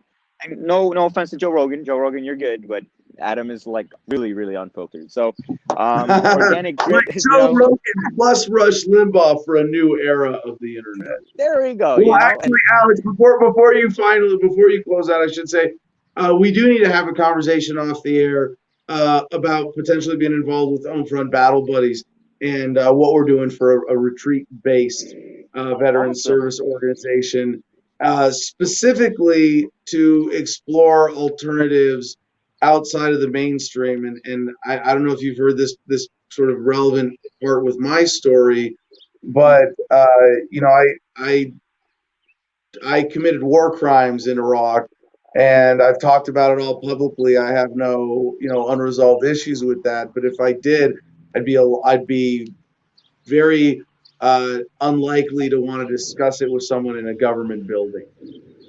Okay, understood. We'll offline. We'll talk about this organization, and I'm always down to pair up and collaborate with those helping our community, man. The veteran community, it's up to us to decide and how we want to move it. The VA is overwhelmed. I don't want to talk shit on them, but they're always overwhelmed, and they're still playing catch up, and it's okay. But it's up to us to do it. Alex, hold on. Let me give you the polite, politically correct way to talk shit about the VA, okay? Because you can say there are a lot of good people who work there. There are a lot of good people who take pay cuts to work with veterans, who are in a fucked up government bureaucracy that makes it impossible to actually properly serve people and leads to endless headaches, mistakes, and gaps in care that are endlessly frustrating. And so veterans have to use the VA carefully, conscientiously, and know when not to use it as a result. Absolutely. I actually have a VA appointment right now to get not right now, in about an hour, for my lung capacity for when I was in Afghanistan. There was like a lot of burning of tires and like feces and plastic. So I'm going for that, and it's pretty. We'll see how it goes. Could be my first VA appointment. Never done it, so they gave me this folder, and I'm gonna go in an hour or so. So. I got a sidebar on that too for a second here, Alex, because when I got back from Iraq and got tested, they told me I had an acceptable level of depleted uranium in my system. I'm like, what? Wait, what's an acceptable level of depleted uranium? Like, how many burning tires is a soldier supposed to inhale per deployment? I'm sure the DoD has a number for that. But there are some experiments that have yet to be conducted or even fully conceived of high doses of cannabis consumption, of bombing your body with CBD for anti-carcinogenic effects, but also I think for cleansing effects that have yet to be fully explored. I'm just sort of theorizing here, but based on what I know, even from cleanses that don't include cannabis at all, there's going to be some application, and especially in a case like yours, where you have significant carcinogen exposure. Fuck, man, you got to bomb your body with as much anti-carcinogen as it can handle before you get to deleterious effects and as much as you can afford. And it's Absolutely. crazy to not know, but there's just pushing this out there. The work that we're doing and pushing this out there is getting to that next level application study being developed, and we're gonna just every day. Oh, cannabis does that too. Yeah, it cures that too. No shit. Yeah, well, I totally agree with you, Adam, and it's just gonna take time and persistence and consistency. But thank you, Adam, again for like having me on your show, and I hope you have a good day and everything like that. And I'm gonna get a good day as well pretty soon. Awesome. Thank you so much, Alex. We'll be in touch. Peace and love, brother. All right, so now we're gonna bring GI Mary Jane back on screen here if we can unfreeze my screen.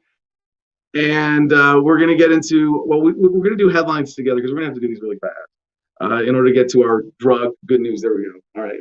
All right. There's room for Mary Jane. So there's always room for Mary Jane. But so let's do the headlines first, because basically we're doing like a super abbreviated headline block so we can get to the good news on the drugs. But we have some bad news. First, this is from the Daily Beast on MSN.com. Mom, Minnesota cops killed son after stopping him on an air freshener violation. Police in the Minneapolis suburb of Brooklyn Center fatally shot a black 20-year-old man.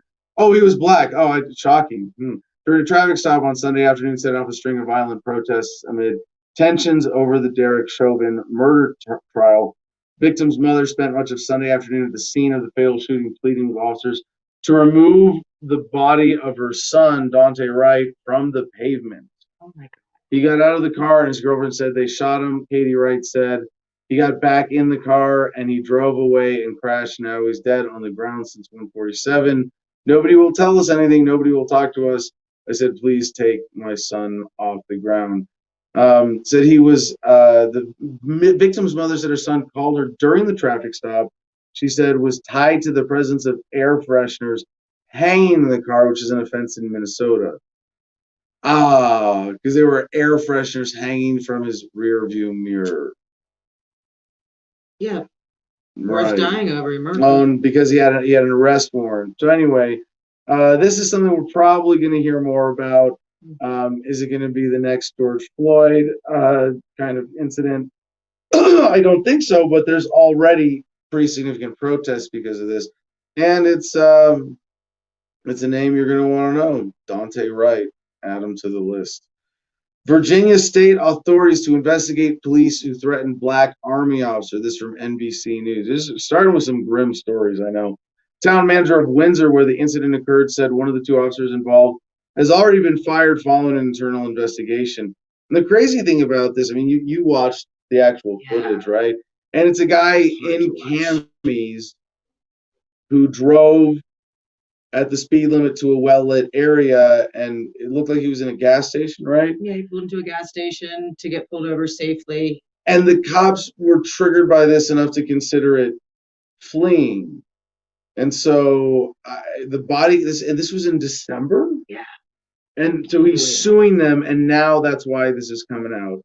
I mean, at least it's coming out, you know, and I want to say this is a good story. Right, because how many times would this have happened without footage in the past?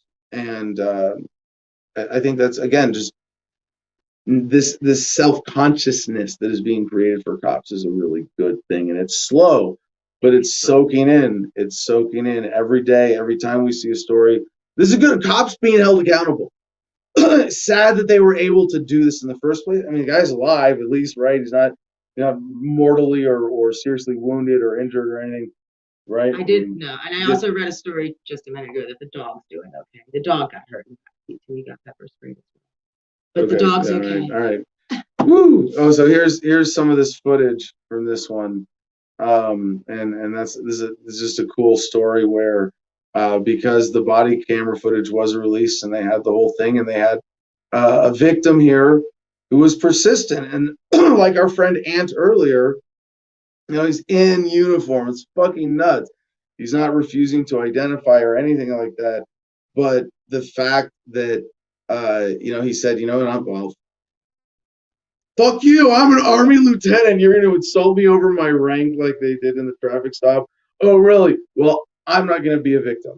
And sometimes, I say, like, use the bullshit hero worshiping of the military or veterans community to be the battering ram to knock down bullshit that's hurting people who aren't. And I said this it was MAPS, the Multidisciplinary Association for Psychedelic Studies fundraiser. Yeah, say that 10 times fast. Yeah, you do. It was a fundraiser in San Francisco.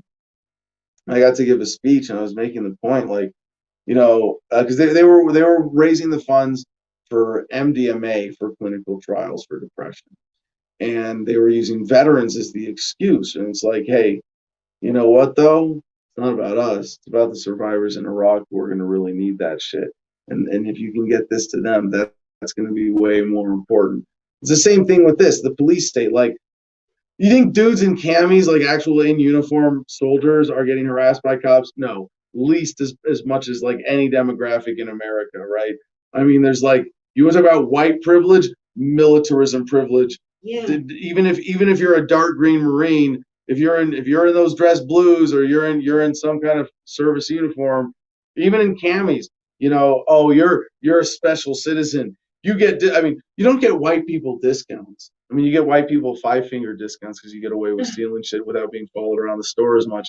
But no, do you get like, no? But there you get military discounts. You get do we have priority seating on airplanes for white people? I mean, they call it first class, and it's mostly white people because that's where the money is. But no, they have priority boarding for active duty military and for family members and stuff like that.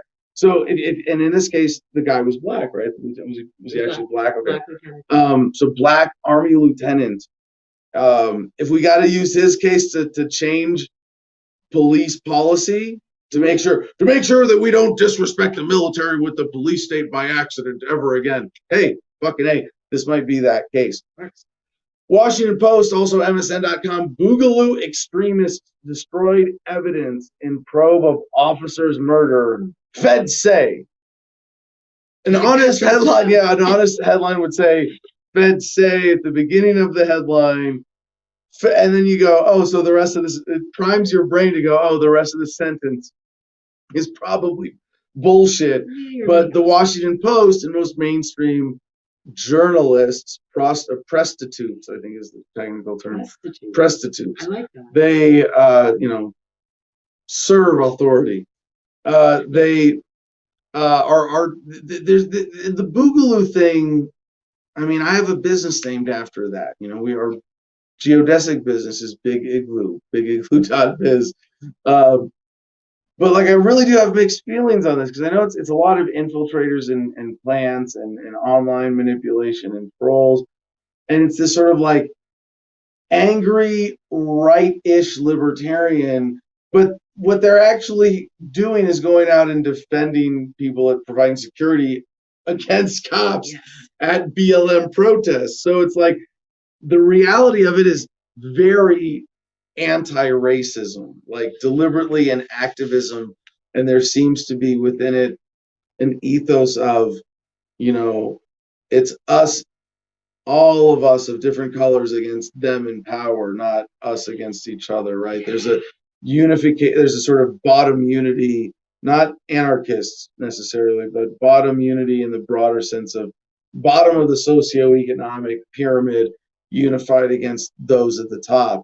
And so it seems like they're using it to demonize libertarianism a little bit, but we don't have time to get into that story today, so I'll take this as my you want to demonize libertarian? I'll take this as the opportunity to remind you to go to t.me/Adam versus the Man for all the links if you want to get into any more of these stories.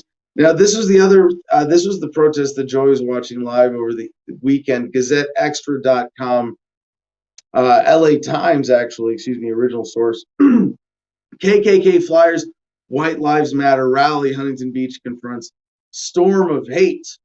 For years, Huntington Beach has tried to push back against its reputation as a magnet for extremist hate. Those efforts weren't helped last year when the city's downtown and pier became a rallying spot for anti-mask activists and far-right supporters of then President Donald Trump. Now the city is bracing for a White Lives Matter rally Sunday. So, Joey, what did you see? I saw a cluster of people here, and they were all arguing across the street. I saw a man get arrested with a big flagpole that had the "Don't Tread on Me" flag, a Trump flag, and I forget what the third. This is flag going to was. be the I think it was iconic the Blue Lives picture of this rally that he got arrested. The flags out the car, out the window of The a cops are police trying to like hold it SUV.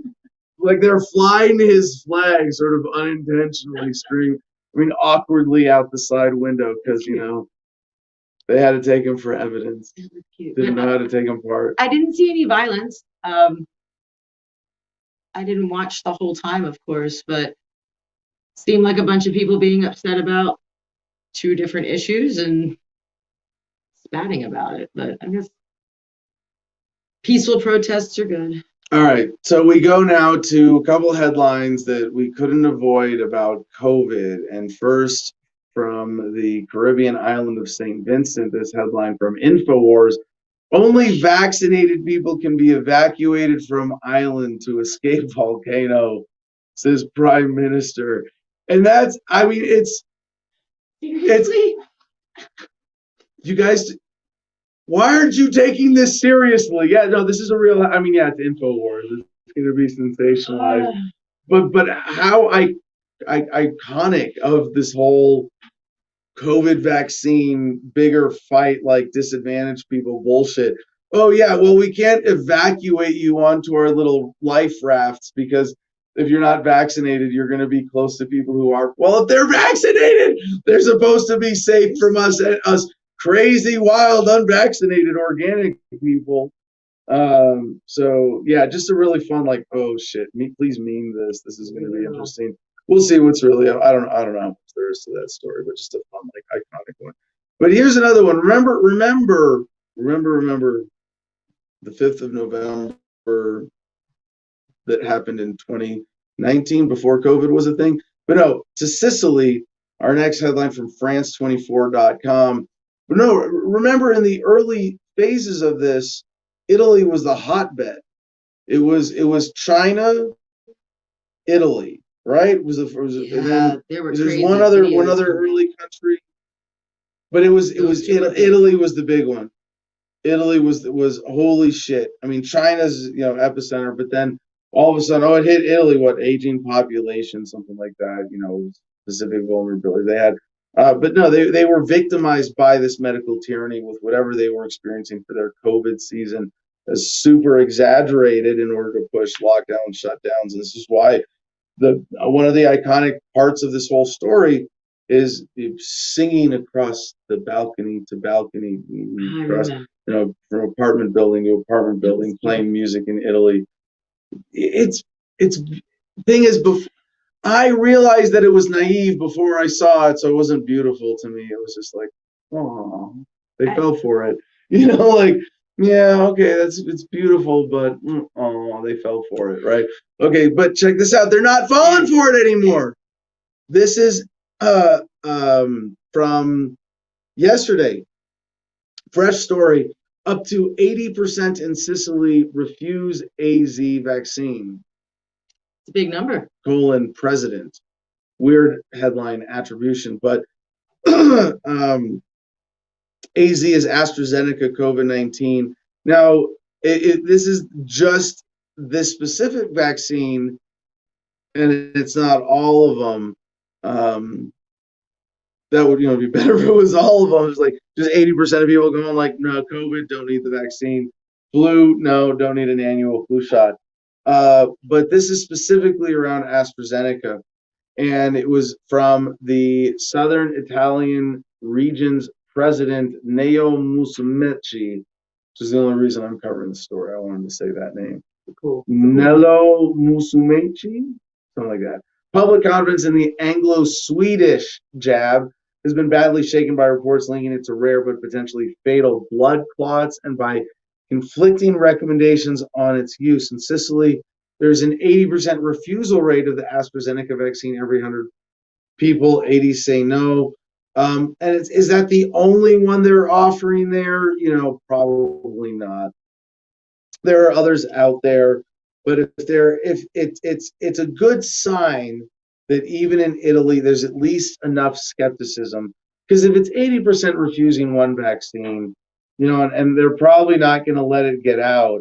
They're going to say, oh, well, it's this. I mean, maybe they're going to say the narrative is, well, yeah, that vaccine's bad, so you better get our vaccine because our vaccine is good. Over here, we got the Moderna and we got the Pfizer jabs. No, don't do that. My The guys AZ, got their yeah. stuff. Yeah, we got the good stuff over here. So to this, Italy is one of the countries worst hit by the pandemic, according to the government narrative. With almost 114,000 dead, but its vaccination drive has been criticized for failing to focus on the most at-risk group, the elderly. Yeah, okay. Only 2.7% fully vaccinated compared to 4.1% for people in their 20s. And you think about this. So overall, Italy has administered almost 13 million doses and fully vaccinated 3.9 million people, equal to around 6.5% of a total population of some 60 million. You're not buying it. So I don't know if that's just, hey, this is a slow process or people aren't buying it, but at very least skepticism is slowing it down. So I think we can take some comfort in knowing that just in the age of the internet, even the general public isn't going just, oh yeah, government says the shot's ready, I'm eligible, give me the. Hey, like Google that shit before you go and look it up. At least there are enough people doing that when a specifically bad one comes out, you get an 80% refusal rate, even in Italy. From the Associated Press, Iran calls Natanz atomic site blackout nuclear terrorism. I'm just going to have to say we're coming back to this. This follow-up story from The Guardian. Israel appears to confirm it carried out cyber attack on Iran nuclear facility. This is very hot news. I know this was the headline that I wanted to cover today, sort of urgent news, but there's no way we're even going to get to this in time. We're going to have some more developments on this tomorrow.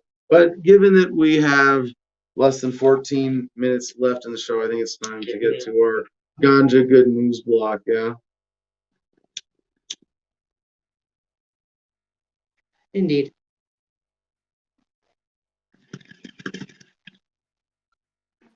I was not ready. Smoke weed every day. Sorry. I'll have to give it to you a cappella because I was not ready for that. I accidentally used that page for something else. So sorry. All right. Serenade. Do we have any links from the comment contest of people's contributions to our pile of good news in the drug war? That was a pretty complicated contest we did today. Did we just lose Jim too? Involved homework. So Well, I guess we're gonna try to get through. I don't know if this is part of the contest, but you're getting fucked. Heavy metal. It's a YouTube link. Mr. Freak and the Freak Show band. That sounds like it sums it up pretty well. The drug war. We're getting fucked. No, that's not what we were talking about. But thank you. I don't know if you want to pull that up. We'll play it. We'll review your musical suggestions for tomorrow's show. But no, we're looking, and before we get to the end of the show, we're looking for any other good news in the drug war front if people want to get to this today. But if you get the comments in, we'll jump right into it. Well, let's start with the issue of federal legalization or decrim, descheduling, whatever it is, because that's the next big turning point, right? And we've talked about us being at the beginning of the end of the war on drugs. And I think as of the election of November 2020, we entered the new phase of the middle. We're still in the beginning of the middle of the end of the war on drugs. And the beginning phase is get cannabis irrefutable momentum, get the majority of I think we crossed majority recreational. Totally. Did we? So I mean, like that's huge. I mean, like just step back and celebrate that now we go to Kentucky and make fun of it for being prohibition territory. Like 2/3 of the country has some sort of legal. Or is it 2/3? Yeah, med or rec. So we're not at majority rec yet, but we're also, we've got the holes in the dam for mushrooms, at least in the whole state of Oregon, decrim for personal possession. In Denver County, decrim.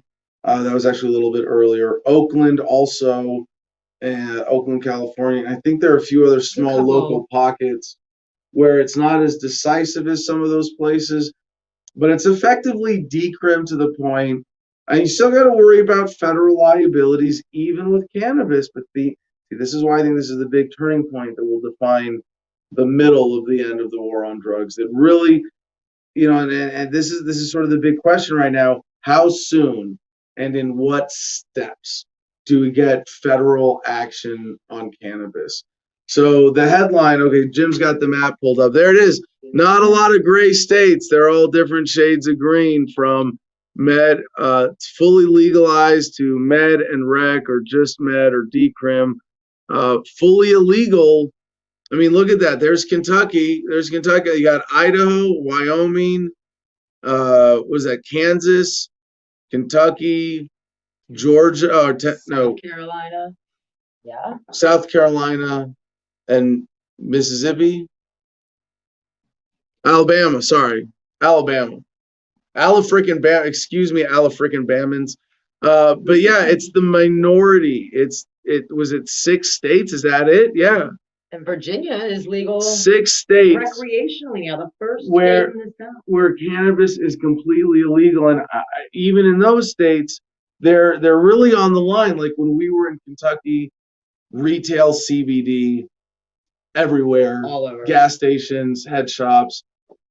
They sell Delta 8, which I'm not promoting, but to say that they're like able to sell it in the open. They were doing CBD dabs at head shops at the Botany Bay. I don't know why they stopped. They stopped for COVID. They give you a plastic tip, but your mouth is closed. You might cough COVID on the. Yeah, it was a health department thing. That was it. But so here's where we are from the headlines. Politico.com. Schumer. Senate will act on marijuana legalization with or without Biden. The majority leader shared his plans for cannabis legalization with Politico in an exclusive interview. And by the way, about Biden, I think, like purging, getting Kamala Harris as, The worst a thing cop that could ever happen. a drug warrior, and that they purged White House staffers who had any history of cannabis use, that they were able to identify. I mean, it was sick. It's like in order to get rid of Trump, the pharmaceuticals were able to get their favorite Democrat in, who's gonna oppose it. I don't think he can. How long can Biden, if cannabis legalization gets through Congress, All he can do is veto, right? He's got very little power. how dare he? And that's gonna be a problem. I don't think so. Would he veto cannabis decrim or It's a real bad scheduling? look. Yeah, Real bad look. you would have so many people lighting up in front of the White House in protest that you get high in the Oval Office. Yes, no. So really, as much as Kamala Harris and Joe Biden can, President Harrison and what's his name, can keep the police state going strong and let the cat out of the bag as slowly as possible.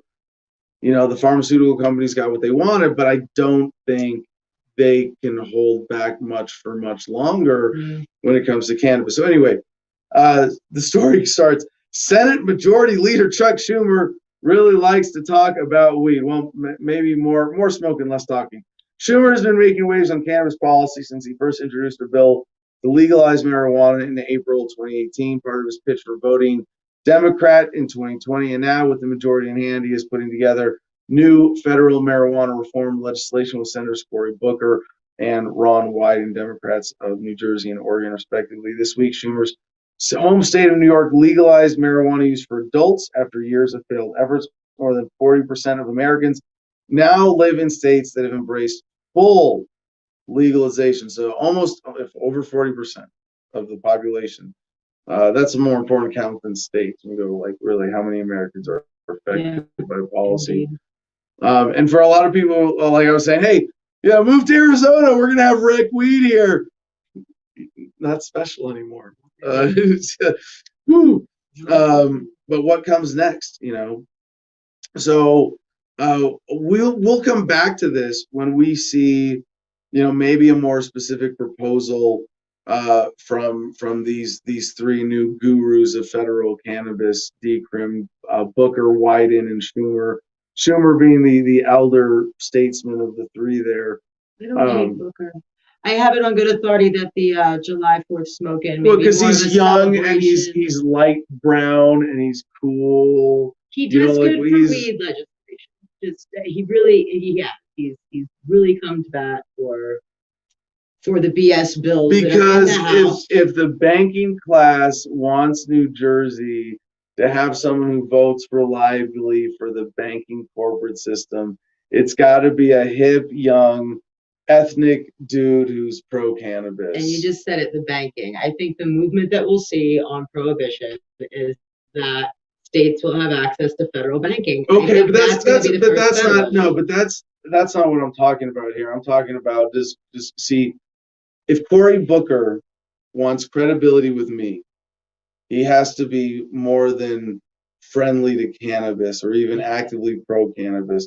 He has to be anti-war and he has to be anti-banking. You're not gonna get And that if you're right. and I will forgive you for not being libertarian. You know, like if you haven't figured out the way that I have figured out to see the world and understand government, that's fine. But to say I'm a good guy because I'm pro cannabis, if you're also pro war and pro banking, fuck you. It's a front. It's You're right. bullshit. I can't argue that. So I can't in good conscience say Cory Booker's a good guy. No. Sorry. Okay, so next, talk about good news here. Also, Politico, Coke-backed group joins marijuana push after Zoom with Snoop Dogg. I just want to talk about Snoop Dogg on the show since we play him, Why not? his voice every day in music. The Cannabis Freedom Alliance could change the dynamics of the marijuana legalization debate. What do you get when weed-loving rapper Snoop Dogg, right-wing billionaire Charles Koch, and criminal justice reform advocate Weldon Angelos walk into a Zoom room? The Cannabis Freedom Alliance, a new coalition launching Tuesday. They could change the dynamics of the marijuana legalization debate, as first reported by Politico. Well, I guess it's like enough people have realized there's enough money in it, right? That's good news. It's good news. Is it? What you got to have an opinion on Snoop Dogg separately, or Snoop Lion? We're supposed to call him Snoop Lion. Snoop Lion, is that I didn't hear about Yeah, that. Snoop Lion. Snoop Lion. No, when he went reggae, he went from Snoop Dogg to Snoop Lion. Are you not keeping up? Not keeping You're up not with Snoop keeping Dogg up. and being a bad Snoop story. Dogg. I guess. But do you have an opinion of him as a cannabis activist? I think there's a whole lot more he could do. But I think there's a whole lot more that all of these celebrities could do, really. But I also understand that they're bound by their agents and their contracts. And Being celebrity ain't easy. being a celebrity getting to means be a you, celebrity. yeah, you give up a bunch of your freedom to whoever is managing you. But yeah, there is so much. Well, it's compromise. You have to compromise activism or ethical aspirations in order to maintain your celebrity status. And if you don't, someone else will. They don't it's play by the competitive. game, they're going to get buried like everybody else. Yeah. So, what do I think? I mean, I think if they are being as loud as they possibly can without losing that venue, that stage that they have to continue to speak, then good on them. But if they're just accepting what they're doing, Right. and it's hard to say which is happening. All right, so we have a really cool feature now because this is from Eat This Not That Health, Amelia Paluchik. What smoking marijuana every day does to your body. This is on MSN.com. And to be fair, it's like in order to do this, they have to say some of the positives. I still think this is a hit piece. We'll get to why. So this is a 15 slideshow. Slide 2. First, the positive effects. Yes, okay. So slide 3, it can relieve your pain. Obviously, you know, it's funny. I have enjoyed relaxing and getting high and anti-anxiety, and distracting from pain, but I've never really used cannabis in any way. CBD for some like muscle or deep strength kind of things or specific little stuff here and there, but it's never had that. I have some back pain. I have topically. It's really just not sufficient yoga is my problem. I might need to up my yoga dosage. A good THC sounds great. So point 3, yeah, no, I was thinking about that in the interview with Alex. Like, when they dial that in, just slap it on your back like icy hot, which doesn't really work for me anyway. That's going to be a thing. Actually, I've had that. No, I did use a seat when I had this really bad cramp here. It was a yoga injury, incidentally. I'll tell the story some other time. It's a cute story. Do you go overtime for me to tell the story in a minute? All right. So I was in New Orleans in a yoga class, and it was in a room full of hot women wearing yoga pants. So I had to be really impressive. And I was in this pose like this, with my arms stretched out and like on my side. And so I had to like, see, that's what I was doing. I was knocking people out of the way, left and right. But no, I flexed my middle back, and I felt this little pinch. I was fine through the rest of the session. Went home, took a shower, felt great, woke up, excruciating pain, like debilitating pain, like pinched a nerve, but like on it, pain right there, tingling down my arm, couldn't move kind of pain. I went to the VA, to the ER. They were able to see me only I couldn't make an appointment. No, heaven forbid. There's no urgent care equivalent at the VA. And this is a dumb VA story too, because they said, oh, it's a tear, don't touch it. And so I isolated it. They gave me patches for the pain. And 3 days later, I was like, this isn't getting any better. This is not a tear. This is something else. And I just sort of figured out from my own poking. Well, I went to the VA a second time and got more drugs and no more help. And then I was like, you know what? So I went to the gym and tried to work around it. And I just started rubbing on something. I was like, oh my God, I feel so good. And it turns out, yeah, it was a muscle cramp that's like now semi-permanent because we just sat on it. And then I had our friend, a masseuse down there, like elbow grind on it for an hour on a seated chair. But yeah, so for that I used a CBD roller, and it was actually very helpful. Number 3 can lead to less anxiety. Yeah, we're familiar with that. Next slide is an advertisement, I believe. Number 4, it can regulate blood sugar. I didn't actually know that, but that's pretty cool. Number 5, it can lower your cholesterol. Damn. Wow. Like, yeah, okay, cool.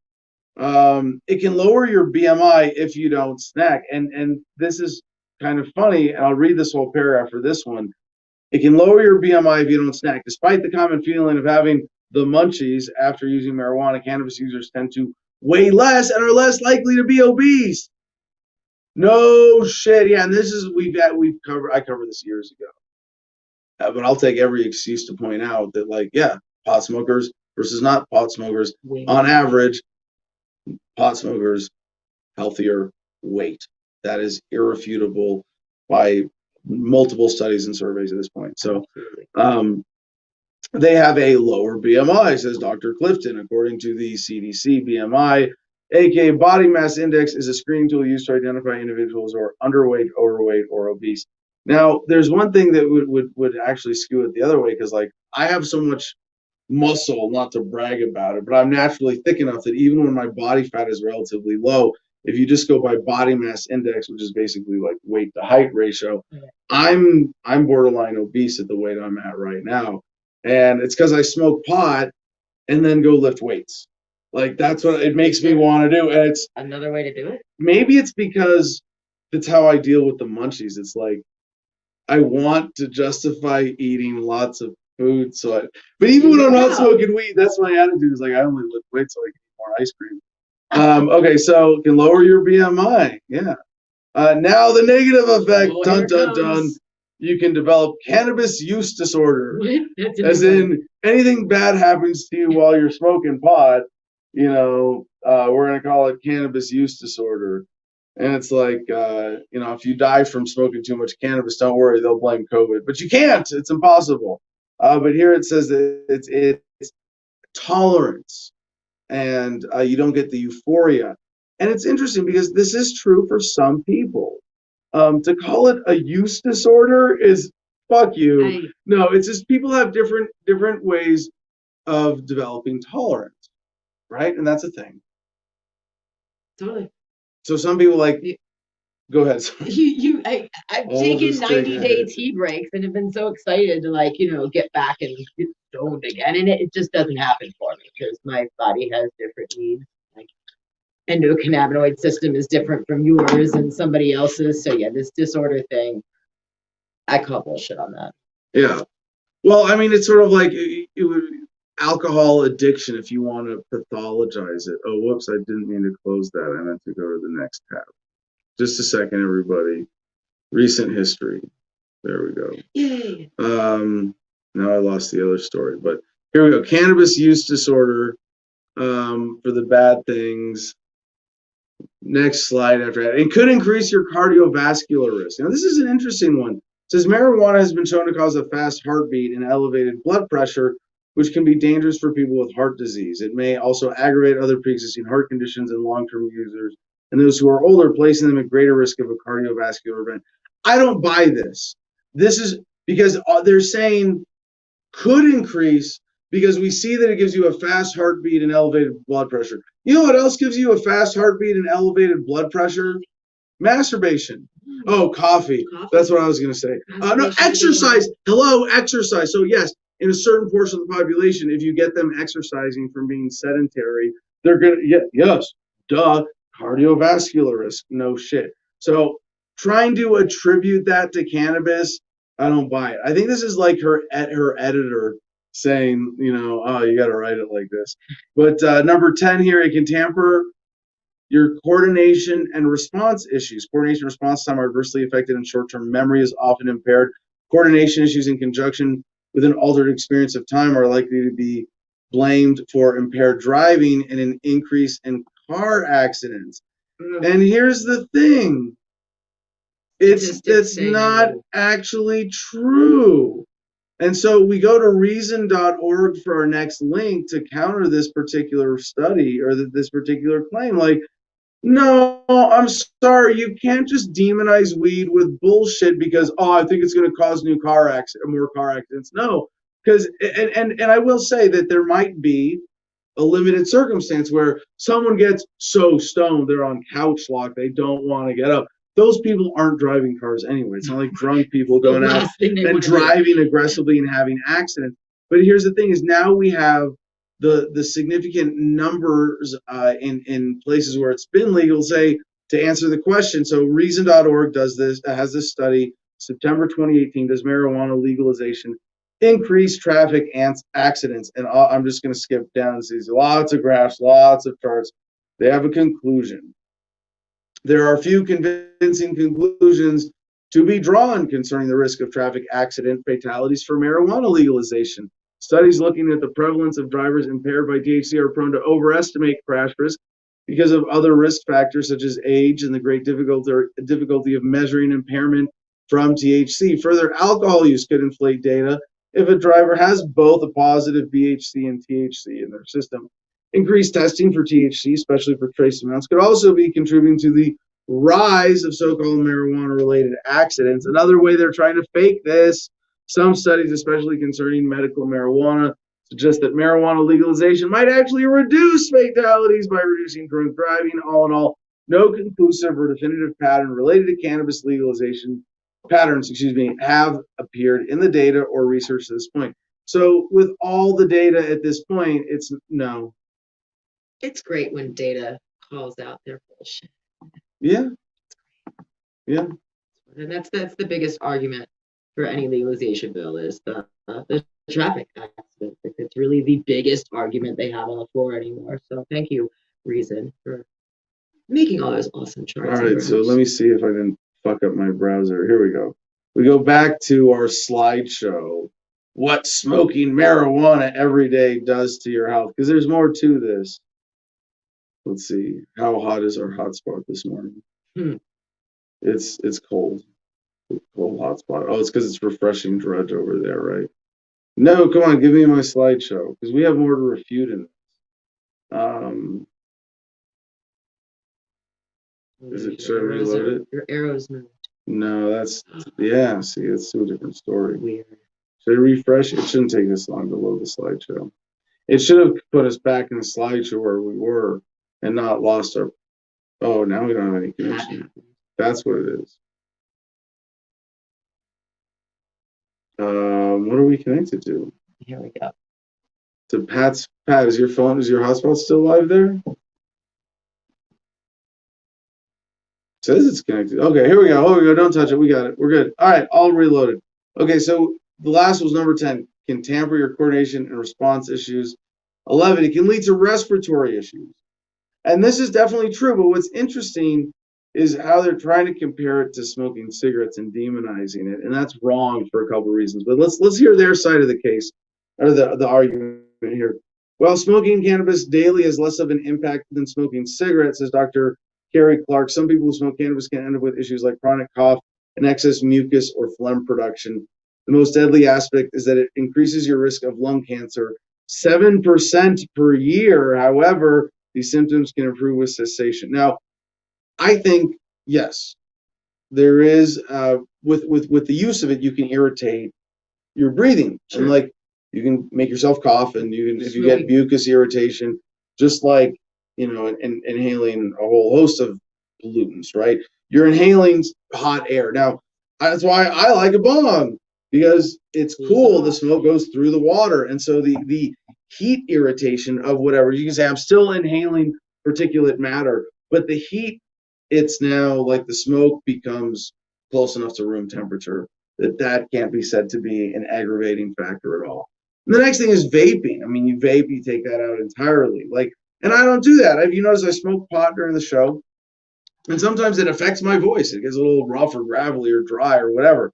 But here's the thing. So this next, so I think that's a sort of a moderatable thing that goes with smoking if you choose to do it. But the 7% of lung cancer per year, that's serious. Let's look at that. Now, since they're comparing cannabis to cigarettes, I decided we Google this and go, well, if cannabis can increase your risk of lung cancer 7% per year, what about tobacco? What percent is that? Is it 8%, 9%, 10%? Is it less than that? Who knows? Well, so I Googled how much do cigarettes increase chance of lung cancer. People who smoke cigarettes are 15 to 30 times more likely to get lung cancer or die from lung cancer than people who do not smoke. So 1,500, 3,000 versus 7%. That's just putting things in perspective here, as we like to do. So you think about like all the pollution. What's that? That 7% is probably from the paper you're smoking, rolling a joint, compared to you're combusting plant matter. So there's gonna be carbon, right? But minimal. There have been studies that showed if you smoke just cigarettes versus cigarettes with cannabis, if you had a normal smoker's risk of lung cancer, but if you smoke the same amount of cigarettes but put cannabis on top, it actually had an overall anti-carcinogenic effect. So it might be that, because people who smoke cannabis have a lower body mass index, and they're sexier, and they're more active, and they're getting out, they're breathing more of your bullshit pollution coming out of your vehicles. For all you fat people driving to the gas station, to the Walmart, to the Golden Corral, to home, like, I'll stop making fun of fat people. But to fat people who hate on cannabis, no, sorry, you're wrong. I'm not the anomaly here. And yeah, it is so insignificant as that to say that, to compare cannabis to cigarettes by saying 7%. No. Memory issues. Now, I had a really perfect response to this one, but I forgot it. Do you remember? No, okay. Long-term marijuana use can decrease an individual's performance on memory-related tasks and cause a decrease in motivation and interest in everyday activities. The effect of cannabis temporarily prevents the brain from developing new memories and learning new things, which is a form of short-term memory. And I think this is something that is hugely exaggerated, but it's a real thing with cannabis. But the decrease in motivation and interest in everyday activities, it's sort of like then it's like addiction to anything. You can get addicted. Yes, you can get addicted if you're, and I hate to say it like to be demeaning, but like if you're a loser with nothing going on in your life, it's probably better for you to just be a couch locked addict, pot smoker until you figure that shit out than any other drug you could get care, or any other addiction you could be self-soothing with. But yes, it can become an addictive self-soothing behavior, but does it cause the lack of motivation that probably in some people you can genuinely say it makes it worse, but that's a small minority at best. So just to Can't this- even note it. They this- shouldn't yeah. be there. and the short-term memory thing, yeah, there is. I think there's something to that. Grossly exaggerated. I mean, I do the show. I remember what I said 2 hours ago. I remember, the plan for the show throughout. I don't have notes. I didn't write down the outline. Like, it's all in my head still while smoking pot. Am I a functional stoner? Would I be better without it in some ways? And, when I detox, I do notice there's a crispness in my memory that maybe wasn't there before, but I think that's maybe because I'm doing mushrooms and it's enhancing it. Maybe. So, I don't know, 6 traumatic brain injuries and 38 stitches in my head. I tend to remember things better when I'm smoking. and for a lot of people, those positive effects, even if your technical chemical memory capacity is reduced by 10%, you're able to realize that 90% because your anxiety's out of the way now, instead of your anxiety reducing your memory formation and your presence and enjoyment of life down, all of those things down to under 50. So it may, have some sort of chemical effect on memory creation, but the overall functional memory effect might be positive, and definitely is positive for people for whom it's symptom control that interferes with functional memory in a bigger way. And that really needs to be studied, and that's definitely insufficiently understood. Last one here, can affect your developing brain, and this is for kids and for adolescents, and we don't understand this enough.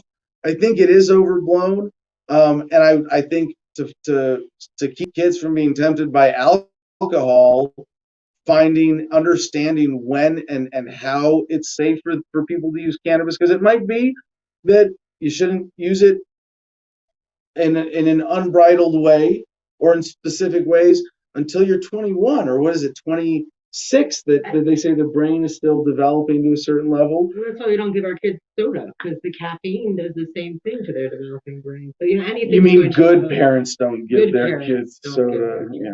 Who's this we? Yeah, there's a lot of bad parents out there. All right, so finally, insider.com at MSN. A man says psychedelic mushrooms cured his cluster migraines, and researchers believe he could be right. Yay. Bob Wold, 20 years trying 70 drugs in an attempt to treat his debilitating cluster headaches. Wasn't until he tried magic, they put in quotes, mushrooms, a psychedelic drug, that he found relief. The FDA approved the first ever cluster headache drug in 2019, with psychedelics may be an alternate solution. Oh, you mean this thing that nature has had here for millennia, that we just invented this shitty pharmaceutical version of? This might be the alternate here. Man knows better, of course. Yeah, maybe there's an alternate somewhere. Perhaps the universe has envisioned something. All right, finally, health.blurtit.com, and I don't know, this is just kind of a funny side to round out this block and follow up on a question from the audience. How do you preserve cocaine over a long period of time without using it? Does putting it in the refrigerator really work? And she says, Sarah Marsh answered, like most prescription drugs and other substances, cocaine can begin to lose its strength and effectiveness after a while. This decrease may be sped up if the cocaine is stored in an unsuitable place. Most consumables last longest in a cool, dry, and dark place was a rule. Same can be applied to cocaine. Fridge can be the way of doing that. But it doesn't really say how long, because that's what we want to know. We want to compare it as a savings device. So the jury is still out, according to this answer, unfortunately. Finally, dnyuz.com. Are your illegal drugs pure? New Zealand will check them for you for a small fee. Yeah, no, I don't know about going to government for this, but getting drugs out, tested more, however it happens, without sending people to jail, preferably, is generally good. So New Zealand has enshrined into law a 1-year experiment allowing drug users to have illegal substances tested without penalty to ensure their authenticity and to weed out dangerous chemicals. Exactly. The testers will not call the police. The drug users will not be thrown in jail. But the police will be able to see you taking your drugs in and out. I don't know how that works. Or at least going out of the facility. New Zealand on Friday became what is believed to be the second country to formally legalize such drug checks after the Netherlands. So they're not inventing this system. This has been tested. It's not like, oh, we're setting people up. The European nation began a similar program in 1999. I think I remember that. It was a long time ago. Yeah, 22 years. Though the practice is spreading around the globe. So anyway, that's it for today's show. Final thoughts while I smoke your weed because my bong is empty. Final thoughts, I pass joints, not judgment, and then pass me that bowl.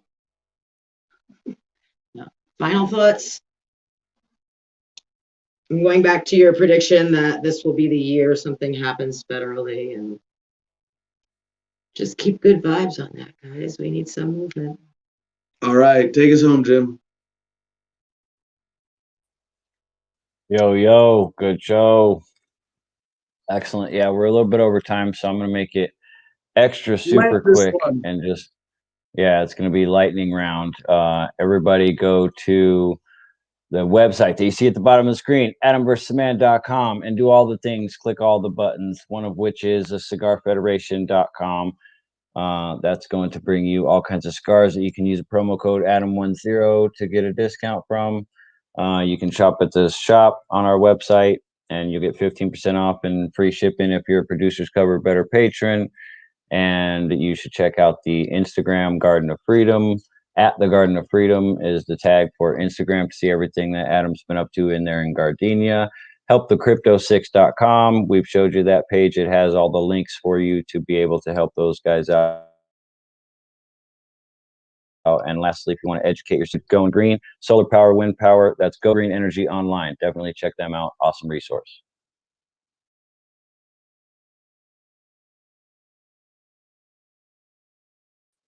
And that's all.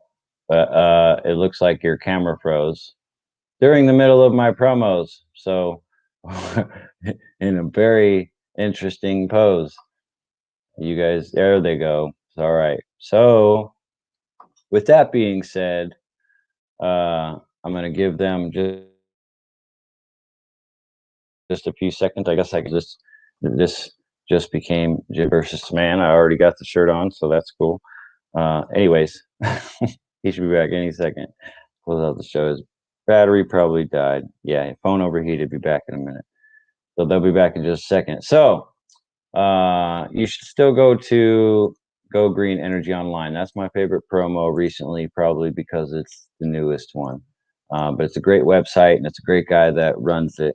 That was there. Give Adam one of these micro wind power turbines. Adam has one on his Instagram right now.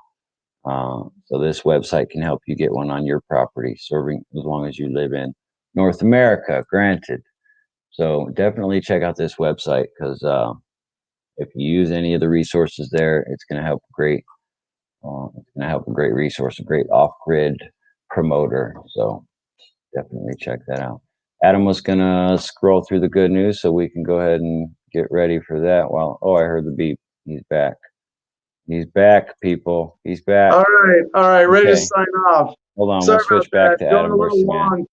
Man. We had the heater going on in here, and it's too warm in the studio. But anyway, from goodnewsnetwork.org, this day in history was 60 years ago today.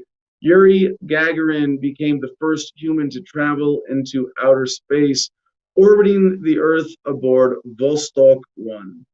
Someone had to be the first. Will you be the next? That's it for today. We'll see you tomorrow. Mwah. Peace and love, y'all. Choose happiness and be excellent to each other.